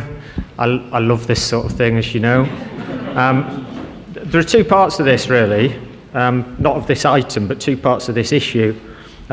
One is there's a game that you play to get hold of the money that Rob was talking about, and then the other is attempting to change the rules of the game. So this item is about what we're trying to do to change the rules of the game. There's a lot of complexity in the funding settlement within the church. I'm happy for us to have some discussion, people ask questions about it, but I'm going to keep my introduction quite brief, and that's also partly because I'm not a member of Synod, I can't present a motion on this, and so Stuart is going to present the motion on this, and Stuart also has a good take on all this because of his involvement in General Synod, and particularly the rural interest group on General Synod. So you could view this issue simply as one of finance, but I think the story goes something like this in brief. If you look back to 1997, the Church Commissioners were not immediately, but so not right that, but just over there, facing bankruptcy due to the spiralling cost of clergy pensions. Diocese, so that's Diocesan Boards of Finances and the local church, because that's where still the majority of DBF's money comes from, stepped in to take on the pension liabilities for future service in the church. Since 1997, the Church Commissioners' asset base has more than tripled, and that's enabled the Commissioners to provide the funds for the sort of time-limited initiatives that Rob was talking about, which will obviously help us significantly. But alongside that extra money for those things, dioceses are struggling financially. Collectively, Diocese and the Church of England lost around £62 million last year, so that's £1.5 million per diocese on average. That comes on the back of £40 million worth of losses the year before, which comes on the back of 20-something million pounds worth of losses the year before that, which comes on the back of losses during the pandemic of however many tens of millions of pounds. Where that pressure hits, we're not losing lots of money, but we haven't got as many clergy posts as we had before, and other dioceses are staring this in the face. So the pressure is most felt in terms of providing parish ministry across the whole of England. And I like to think that as the Church of England, our USP is in our name. So we're the church that has a presence everywhere. Now, if you look at diocese financial performance, you can argue maybe they've acted prudently or maybe they've been architects of their own downfall. But I also think this picture since 1997, you could say for at least the last decade of that, we've had years of famine for dioceses and years of plenty for the national church institutions. I think this is actually a really easy issue to present on, because to me this just plays into the whole chip on the shoulder that I have about being from a northern diocese and a rural diocese, and I know lots of people share those chips. But I think there's some objective stuff in here as well. But you'll see, although this is a financial issue, it's actually bigger than that. And I've tried to convey in paragraph 9 in the paper what this is really about, and it says, I'll just read it out to you. Ultimately, however, this issue is about power and control. It's about a balancing of power back to the episcopacy and their diocesan structures, and control over the monies that diocese and the local church provided to the national church institutions in good faith, but which were not needed and can and should be returned. So this is a justice issue, actually. So what's happening? A lot of dioceses, a lot of bishops, led by Hereford Diocese, are trying to push this up the national agenda and get a conversation going about it. And they're using Diocesan Synod motions as one way of doing that. So what we're asking you to do today is pass what we're calling the Hereford motion, and this calls for a transfer of financial resources from the church commissioners back to the diocese, equivalent to the amount that dioceses have contributed towards pension costs since 1997. The national church institutions have got a set of arguments as to why they don't think this is reasonable. We've set them out in paragraph 11 for the sake of fairness. We can look at the detail of their objections, but in essence, I don't think there's any diocesan secretary or diocesan bishop who thinks those objections actually have much merit. If we pass the motion, we hope it'll see an impact in the next financial settlement. So the next triennium settlement is 2026 to 2028. But I think this is also about a longer term game. So for a lot of dioceses that are losing money at a rapid rate, they want change quickly. I think we might see some change between 26 and 28, but there's a longer game here as well. So I think this is partly putting down a marker for 2028 to 2030. The motion that you've got, there's also an annex in the paper which talks about how the motion might be amended before it actually gets to General Synod or at General Synod. You've got the text of that, but the amendment doesn't change the general thrust of what's going on. But one aspect of the amendment that I'm very nervous about is that it talks about the House of Bishops coming up with, quote, a balancing moderation that takes into account comparative wealth of dioceses. So hands up if you think Carlisle is a relatively wealthy diocese compared with others.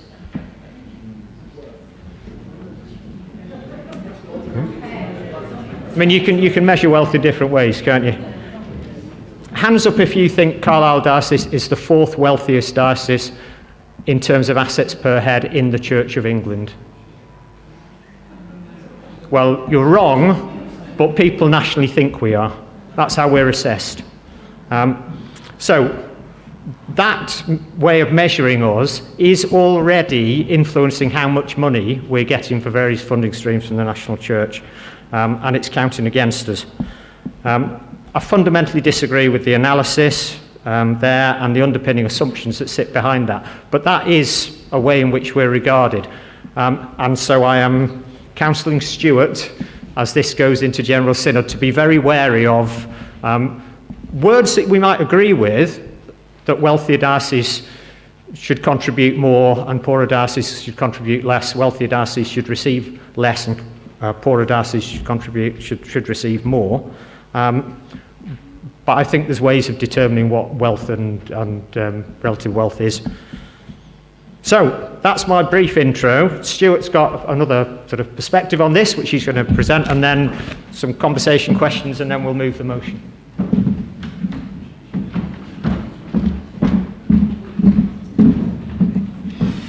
Isn't this nice? Here I am again. In the interests of being attentive to power, I should explain that I am now addressing you as the Archdeacon of West Cumberland, who incidentally happens also to be a member of General Synod and also chairs the rural group on General Synod. Back in 2014, as part of a flagship strategy under a relatively new Archbishop of Canterbury at that time, called Renewal and Reform, a major change was undertaken with regards to the way that the Church Commissioners funded dioceses. Up until then, it had been done on a thing called the Darlow formula, whereby through an extremely complex algorithm that I suspect even Derek probably didn't understand, amounts were given to dioceses to pay for stipends.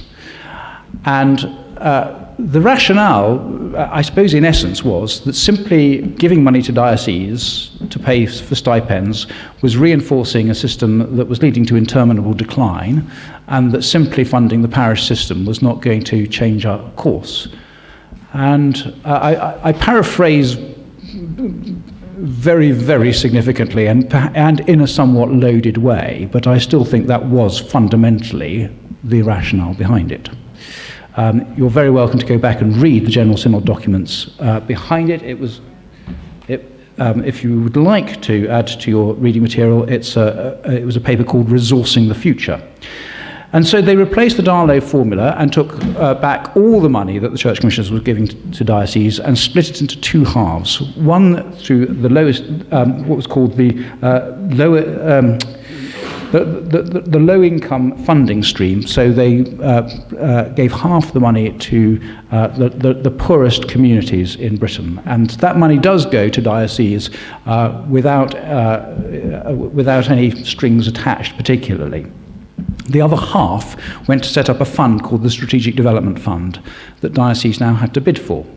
And so it was a way of getting hold of diocesan strategy and filtering it centrally. So only certain things could be funded.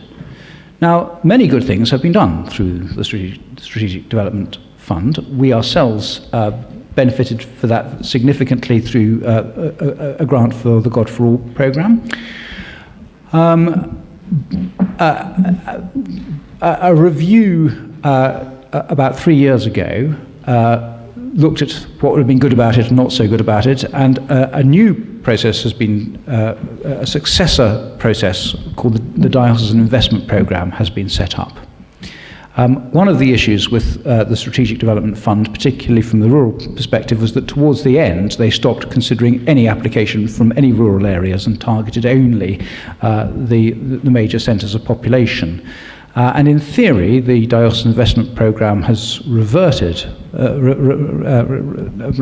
that decision. And this takes us into some tricky areas, because we've just been talking very excitedly about how the Diocesan Investment Programme has given us £6.7 million to do all these wonderful things that Bishop Rob was talking about.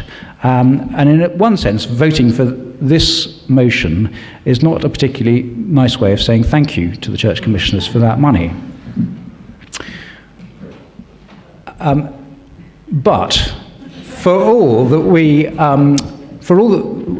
I think we are profoundly grateful for the £6.7 million, and we are genuinely excited about the projects that we will be able to fund through it. We wouldn't have applied for it if it were not otherwise. But there's a whole raft of other things that we spoke to the Church Commissioners about that it was perfectly clear that they were not going to fund. They're things that we know would work here because we're deeply embedded in our context, but we were unable to prove that they had a track record of success. And so they're not going to fund us. So it's an example of how we appoint our bishops to be the apostolic lead in a diocese and to lead us under God, but then we say, well, actually, your strategy is irrelevant. You've just really got to do what the Church Commissioners tell you you can do. And if it happens to coincide, great, we all stand up in General Synod and share the money that comes in. But if they don't, your hands are tied, Bishop. And when Derek talks about handing money back to the episcopacy, I just want to be clear, he's not saying take money away from the parishes and give it to the diocese. He's saying if we genuinely have an Episcopal Church where we believe that our bishops are our shepherds and our apostolic presence and our strategic leaders of the church, we've got to let them decide the strategy in the diocese. We've got to let them lead under God and not tie their hands.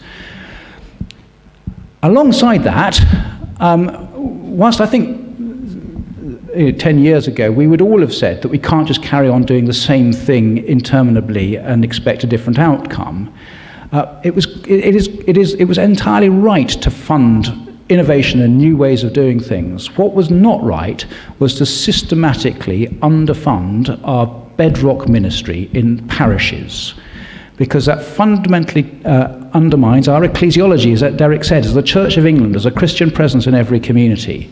Now, that is never going to pay for itself. It requires funding from the church commissioners, and the church commissioners, it is entirely in accordance with their charitable objects to fund that which is unsustainable but is our God-given vocation. And so this motion seeks to redress that. The Hereford motion is pretty blunt. It basically says, forget all of this strategic development funding, just give us the money back like we used to have it. And I love it for that. But it's not going to work, not in these terms.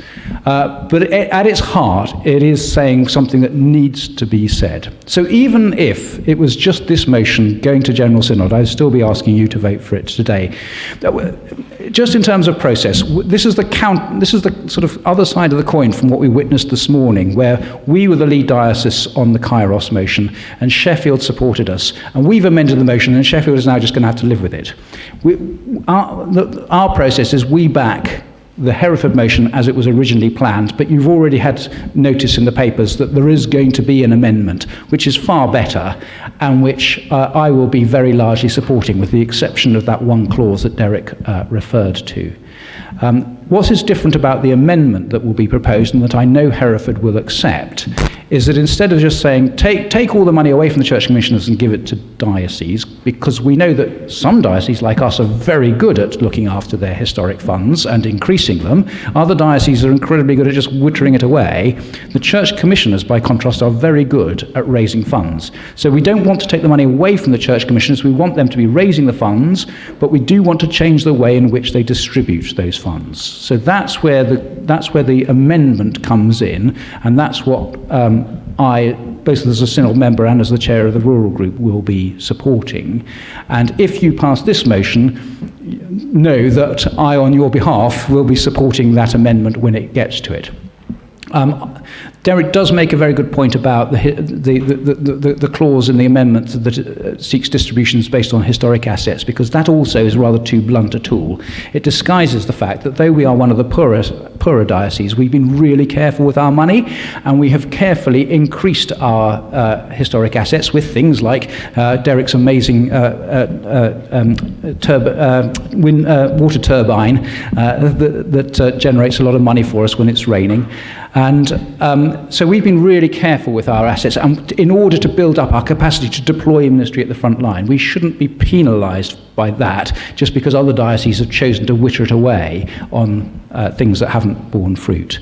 So there is already sort of wording through the triennium funding arrangements that provide a more subtle approach to that basic principle of fairness that we do support, without falling into that particular trap that could inadvertently affect us as one of the poorer dioceses.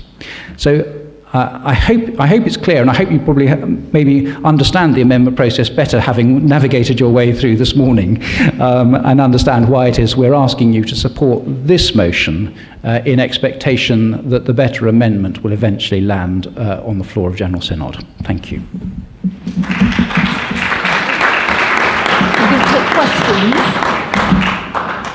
Are there any questions? Thank you. We start over this side and then we'll come over to this side.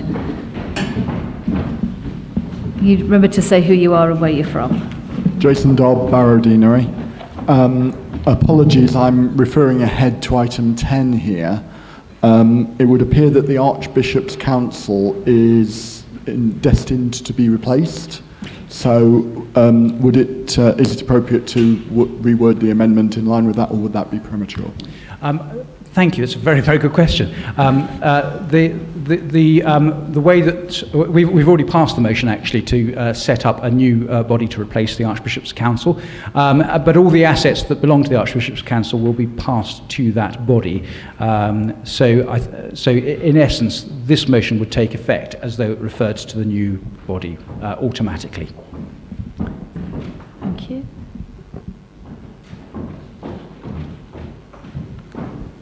Jan here again. Can I just ask for clarification? Because on the paper D, I think the motion goes into A and B, but you don't mention B on there. Oh, yes, that's true. We're missing A somehow on the slide. There we are. It is there, Jan. It's just we can't fit it all onto one slide.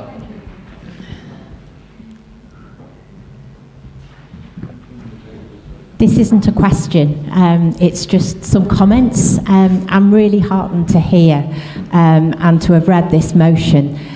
I think there's also an issue around trust of clergy as well as, the Bishop's leadership team. We have discerned, selected, trained clergy and placed them in parishes across our country. And we trust them to discern where the kingdom of God is growing and to join in. And that, in my belief, is what all clergy are trying to do. And yet, what we find is that the national church are imposing their own take on how and why and in what way we grow the kingdom of God in the places that we know and in the communities in which we live.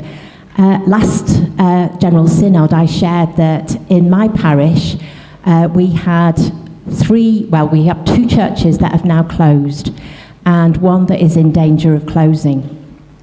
And a parishioner recently said to me, it feels like the church is withdrawing from this parish church by church.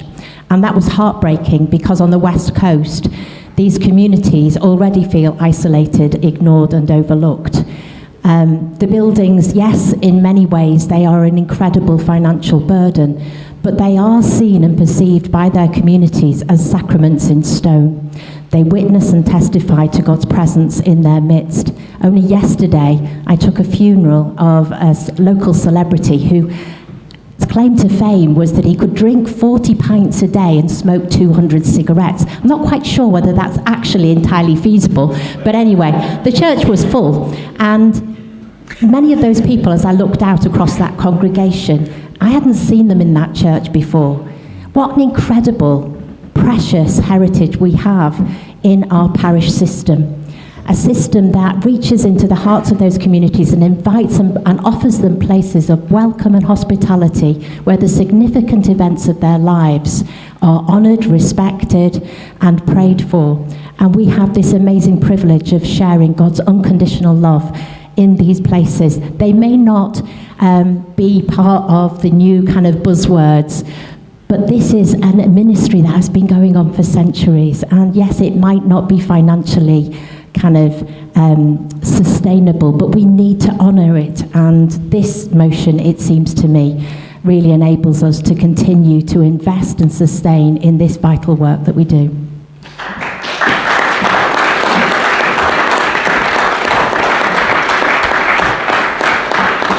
Did you have a question? Now, Nikki, you know the rules. You're not allowed to give a speech. You're supposed to give a question. But might I just ask the question I think that was underlying that, which is to say that I think you're absolutely right. And one of the dangers of the way that things have been in the last few years is it sets up, it pits the traditional parish ministry against the new forms of ministry. And we do not want that.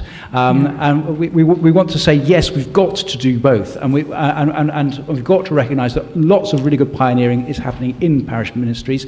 And a lot of that doesn't pay for itself, like a lot of these new worshipping communities, but it is the local parishes often that are paying for things that don't pay for themselves. So if we don't properly fund our parishes, that doesn't happen either. And just to assure you that within this diocese, we've been very, very careful when we're setting up new things that they run alongside the traditional parishes and are deeply embedded. So the rural church plant that John Freeman there is leading is deeply embedded in Derwent Deanery and in the local church, so that we're not pitting ourselves against each other.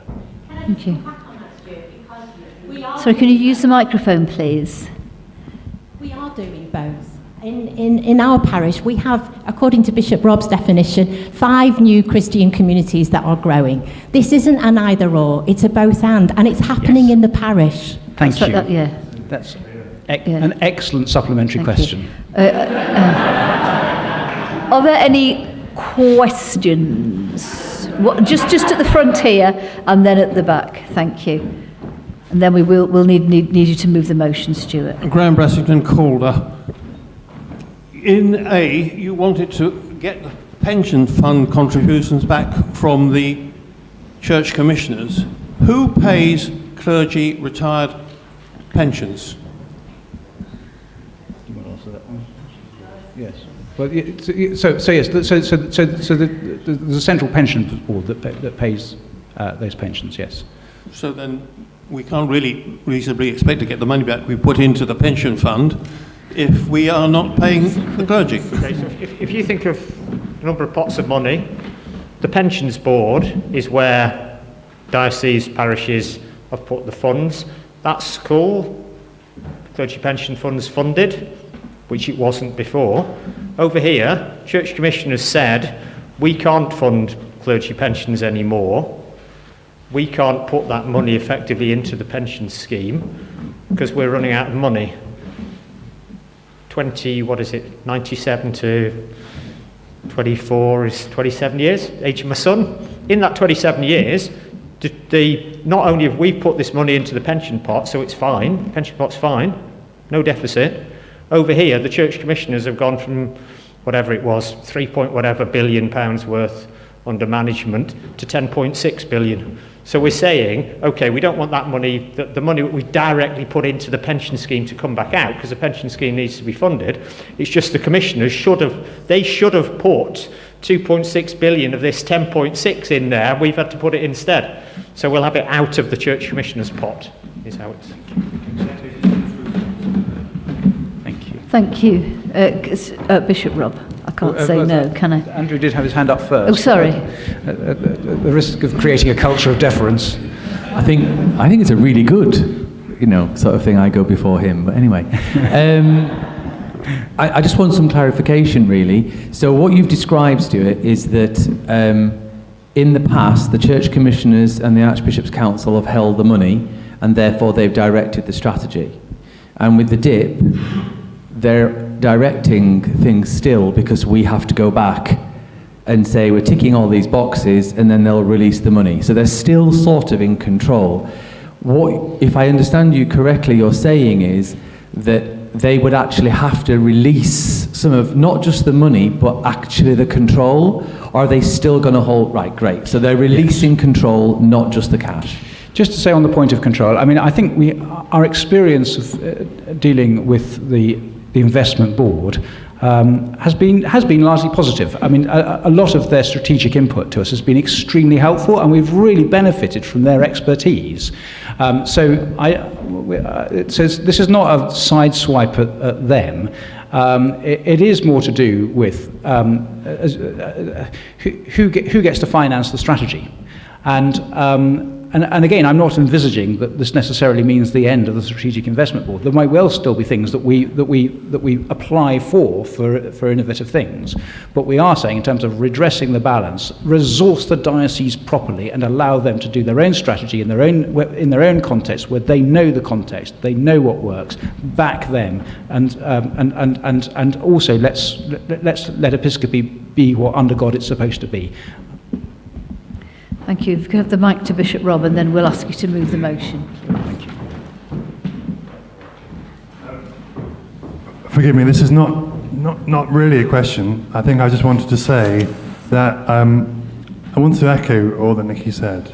And to me, this motion feels like the the other half of what we need to be doing. We've got the things for some new things, but actually imagine what sort of morale, energy, missional work could be released if we weren't putting so much time into reducing and worrying and cutting up. Because actually our bread and butter is in the parish. We are all about, every time I license someone I say, receive this cure of souls which is both yours and mine. So Nikki and I share that cure of souls because we've entrusted that ministry to you and to Ian and to Andrew and everybody else here.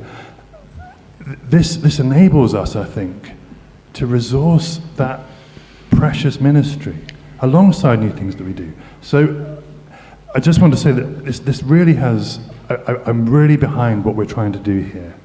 But also to say that we've alluded to the fact that there's this thing about perception that we're wealthy, and that's because we've been careful with them, we've been prudent. You need to know that Derek and I are boring for Britain in every meeting that we go to about how this is not a reasonable way for us to be viewed. So we are fighting that corner wherever we can. Would I be right in saying all that, Archdeacon? Yes, you would. Excellent, good.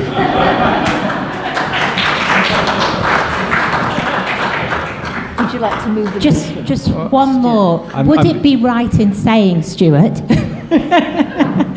that whilst I recognise the amount of work that's gone into this DIP bid, and it's great that we have the funds to do this, is it the best way of getting money and actually using the resources that we have? Not so long ago, I served on a new town fund deal board. We spent millions putting together a bid in order to release money from the government to invest in the town, money that could have well been spent in the town in the first place. And part of my question about the way that this whole thing works and plays out is how many hours, how much money has actually gone into already putting together these bids? And could that money not actually have been better spent funding parish ministry, which also involves funding new Christian communities? Really important point. It's not just the amount of time it takes up for us as a diocese putting the bids together, but the amount of time that's spent evaluating all these diocesan bids. So the short answer to your question is yes, you would be right, Nikki. Thank you. Can I ask you to... Sorry. Apart from some of my time, nearly all the time in the diocese that has gone into putting the bid together has been funded by money from the National Church. So we bid for people capacity money. So we've had two chunks of that, which is over £1 million, which we've then spent putting together a bid for 6.8 million quid, which we've now secured. As I said, there's two parts of this. There's playing the game and there's changing the rules of the game. Yeah. Thank you. Right. We do now need to move the motion. I do so move, Chair. So would you please, by show of hands with bits of paper or hands, whether you are for or against this motion?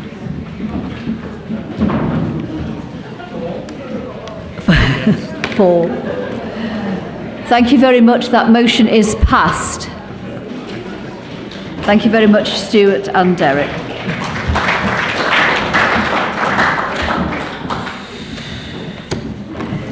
We turn now to paper E. This is the Bishop's Council report of the meeting held on the 12th of September 2024, not 2023. Is this Synod happy to receive this report? Anybody against? Thank you very much. Now, we are seeking to help dioceses that are in deficit by sponsoring Stuart Fife per minute that he is up here at this Synod. So I'm going to call upon Venerable Stuart Fife to come and bring us our General Synod report. Thank you. £2 a minute from me, Stuart. Thank you, Chair. It's me again. Well, I don't even know what capacity I'm speaking on this time. Thank you. I mean, essentially, the report has been circulated, so I'm going to be fairly limited. I mean, we didn't just talk about safeguarding, but there was, and so please do look at some of the very interesting things that Synod did do, and all of the papers are available on the Church of England's website, so you can see what all of the debates were. And you can even follow the debates live on YouTube. I know people in this room who are sad enough to do that, which is commendable. On the safeguarding, I think you'll find, if you've read my report, that it presents a slightly different take on it to what you might have read in the national press. And that's not to say that the press have done a very good job on the whole in holding the church to account. And I'm not just bashing the press. We're actually, I think, those of us who really care about safeguarding and who deplore the kind of culture of deference and cover-up are actually very grateful to the press for exposing this and allowing the church to change. But it's not always a great way of explaining really quite difficult things. And I need to say that there was a surprising degree of unity in the church on this. Not that the votes were unanimous, but after several years where we were divided pretty much down the line on matters of human sexuality, it was refreshing to see that there was a strong degree of unity as we really weighed up our duties, both to victims and survivors as Christians who care, but also as charity trustees and our need to take those responsibilities very, very seriously. Some of you will know the different models that Professor Jay had recommended in her report as to how we might achieve safeguarding independence, and essentially it boiled down to two different types of independence. There's independence of scrutiny, where our diocesan procedures are subjected to independent review, as we've just seen with the INEQE report. Nobody speaks against that. Everybody wants to see it happen. Everybody wishes to see it could happen sooner.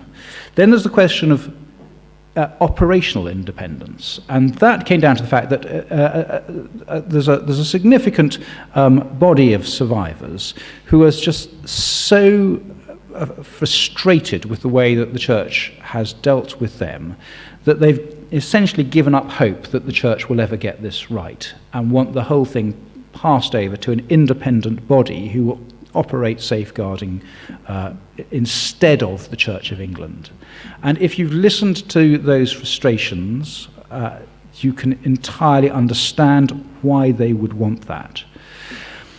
And we haven't said an absolute categoric no to that. We've asked for more groundwork to be done, but there are some very significant concerns about that. Firstly, as charitable trustees, no other organisation has ever done this. We have a duty to be a safe church and to conduct our own safeguarding.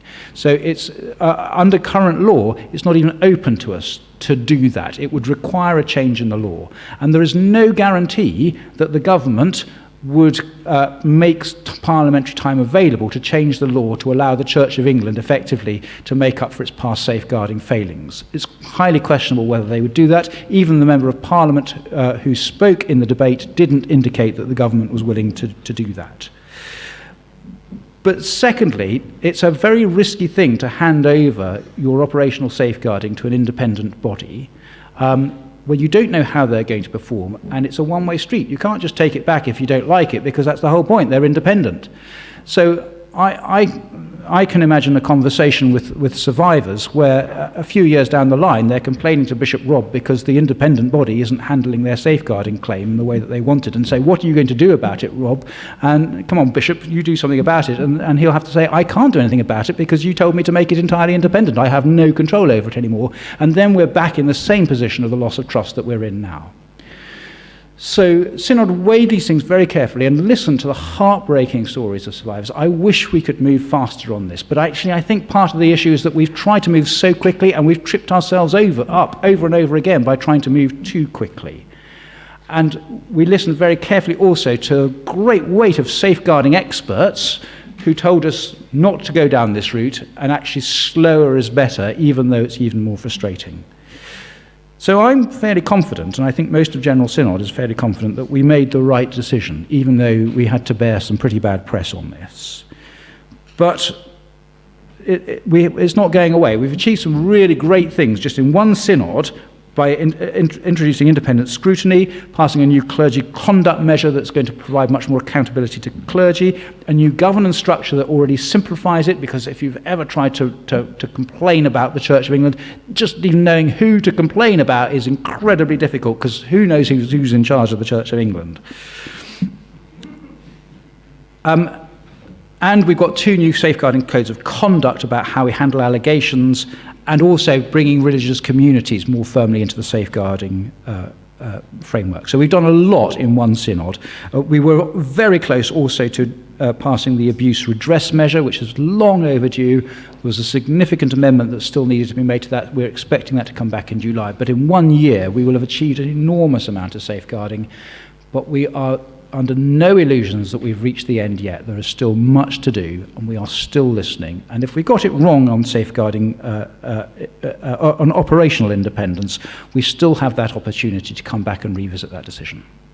I think that's all I need to say. I'm mindful of time. Do you want me to? Do you want questions? Report. They're all anxious to get home and watch it all back on YouTube. I think I've talked them to death. Thank you very much, Stuart. I'll pay you your sponsor money later. There are no Deanery Synod motions that have been notified to us, and there are no private members' motions that have been notified to us, but there has been a question that Bishop Rob would like to address about clergy pensions. No, you can't have yours yet. Was that the question? Oh, go on. I feel old enough to need one. I'm going to do the question. First of all, I want to, in case I'm not allowed to stand up and say anything else again this afternoon, I want to say thank you, all of you, for the way we've conducted today. Thank you. It's really important that we hear different voices and that we wrestle with things together. So thank you to all of you. And those of you who contributed for the first time, thank you so much. I do also want to say thank you to those who serve us in terms of getting the day ready, practically in every way, who advise us on process, who collate papers, who set the room up, and who really work very hard to enable our proper democratic processes to work. So thank you to all of you who've done it.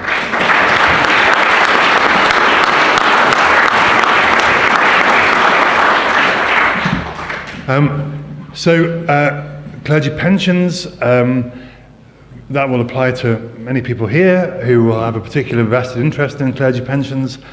There's a lot of discussion and debate around this at the moment, a sense that in which the pensions for clergy who give up all sorts of things to serve us, their pensions are not worth what they used to be. And various promises were made that potentially have not been fulfilled. So Julie Burrows has written to me on the back of the things that you might have read in the church press, and we're going to meet, Derek and Julie and I and others will meet to discuss that, to see how we can work together on bringing our own voice into that debate. So those of you who are particularly following that issue about clergy pensions, please know that we are on board. We want to support in the right way, finding the right, just solution for our clergy. I think that's all I need to say about that. Is that okay, Julie? Thank you very much. Good. And then, sorry, one final thing. Okay.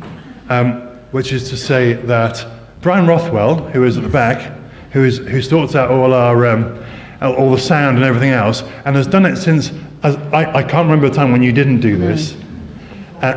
Over 20 years. This is your last synod, isn't it? So I want to say on behalf of us all, a huge thank you to you.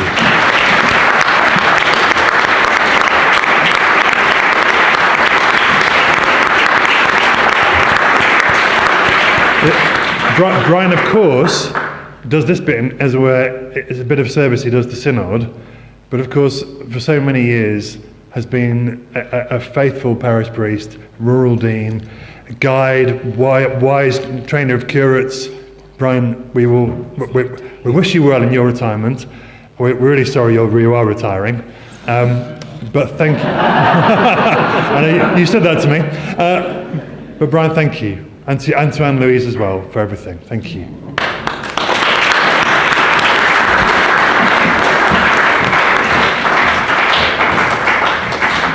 Thank you, Brian. You're worth your weight in gold, and we have got that gold here for you at the front, so I'll bring that to you afterwards. Ladies and gentlemen, thank you for the way you've conducted yourselves today. Please leave your badges. If you're worried about the environmental impact of these badges, they will be reused, and they were sitting idle in Church House, so they haven't been bought for the purpose. So if you could leave your badges by your deanery name, which will save Kath a huge amount of time as you leave. And can I invite you to stand, and we'll pray the grace for one another.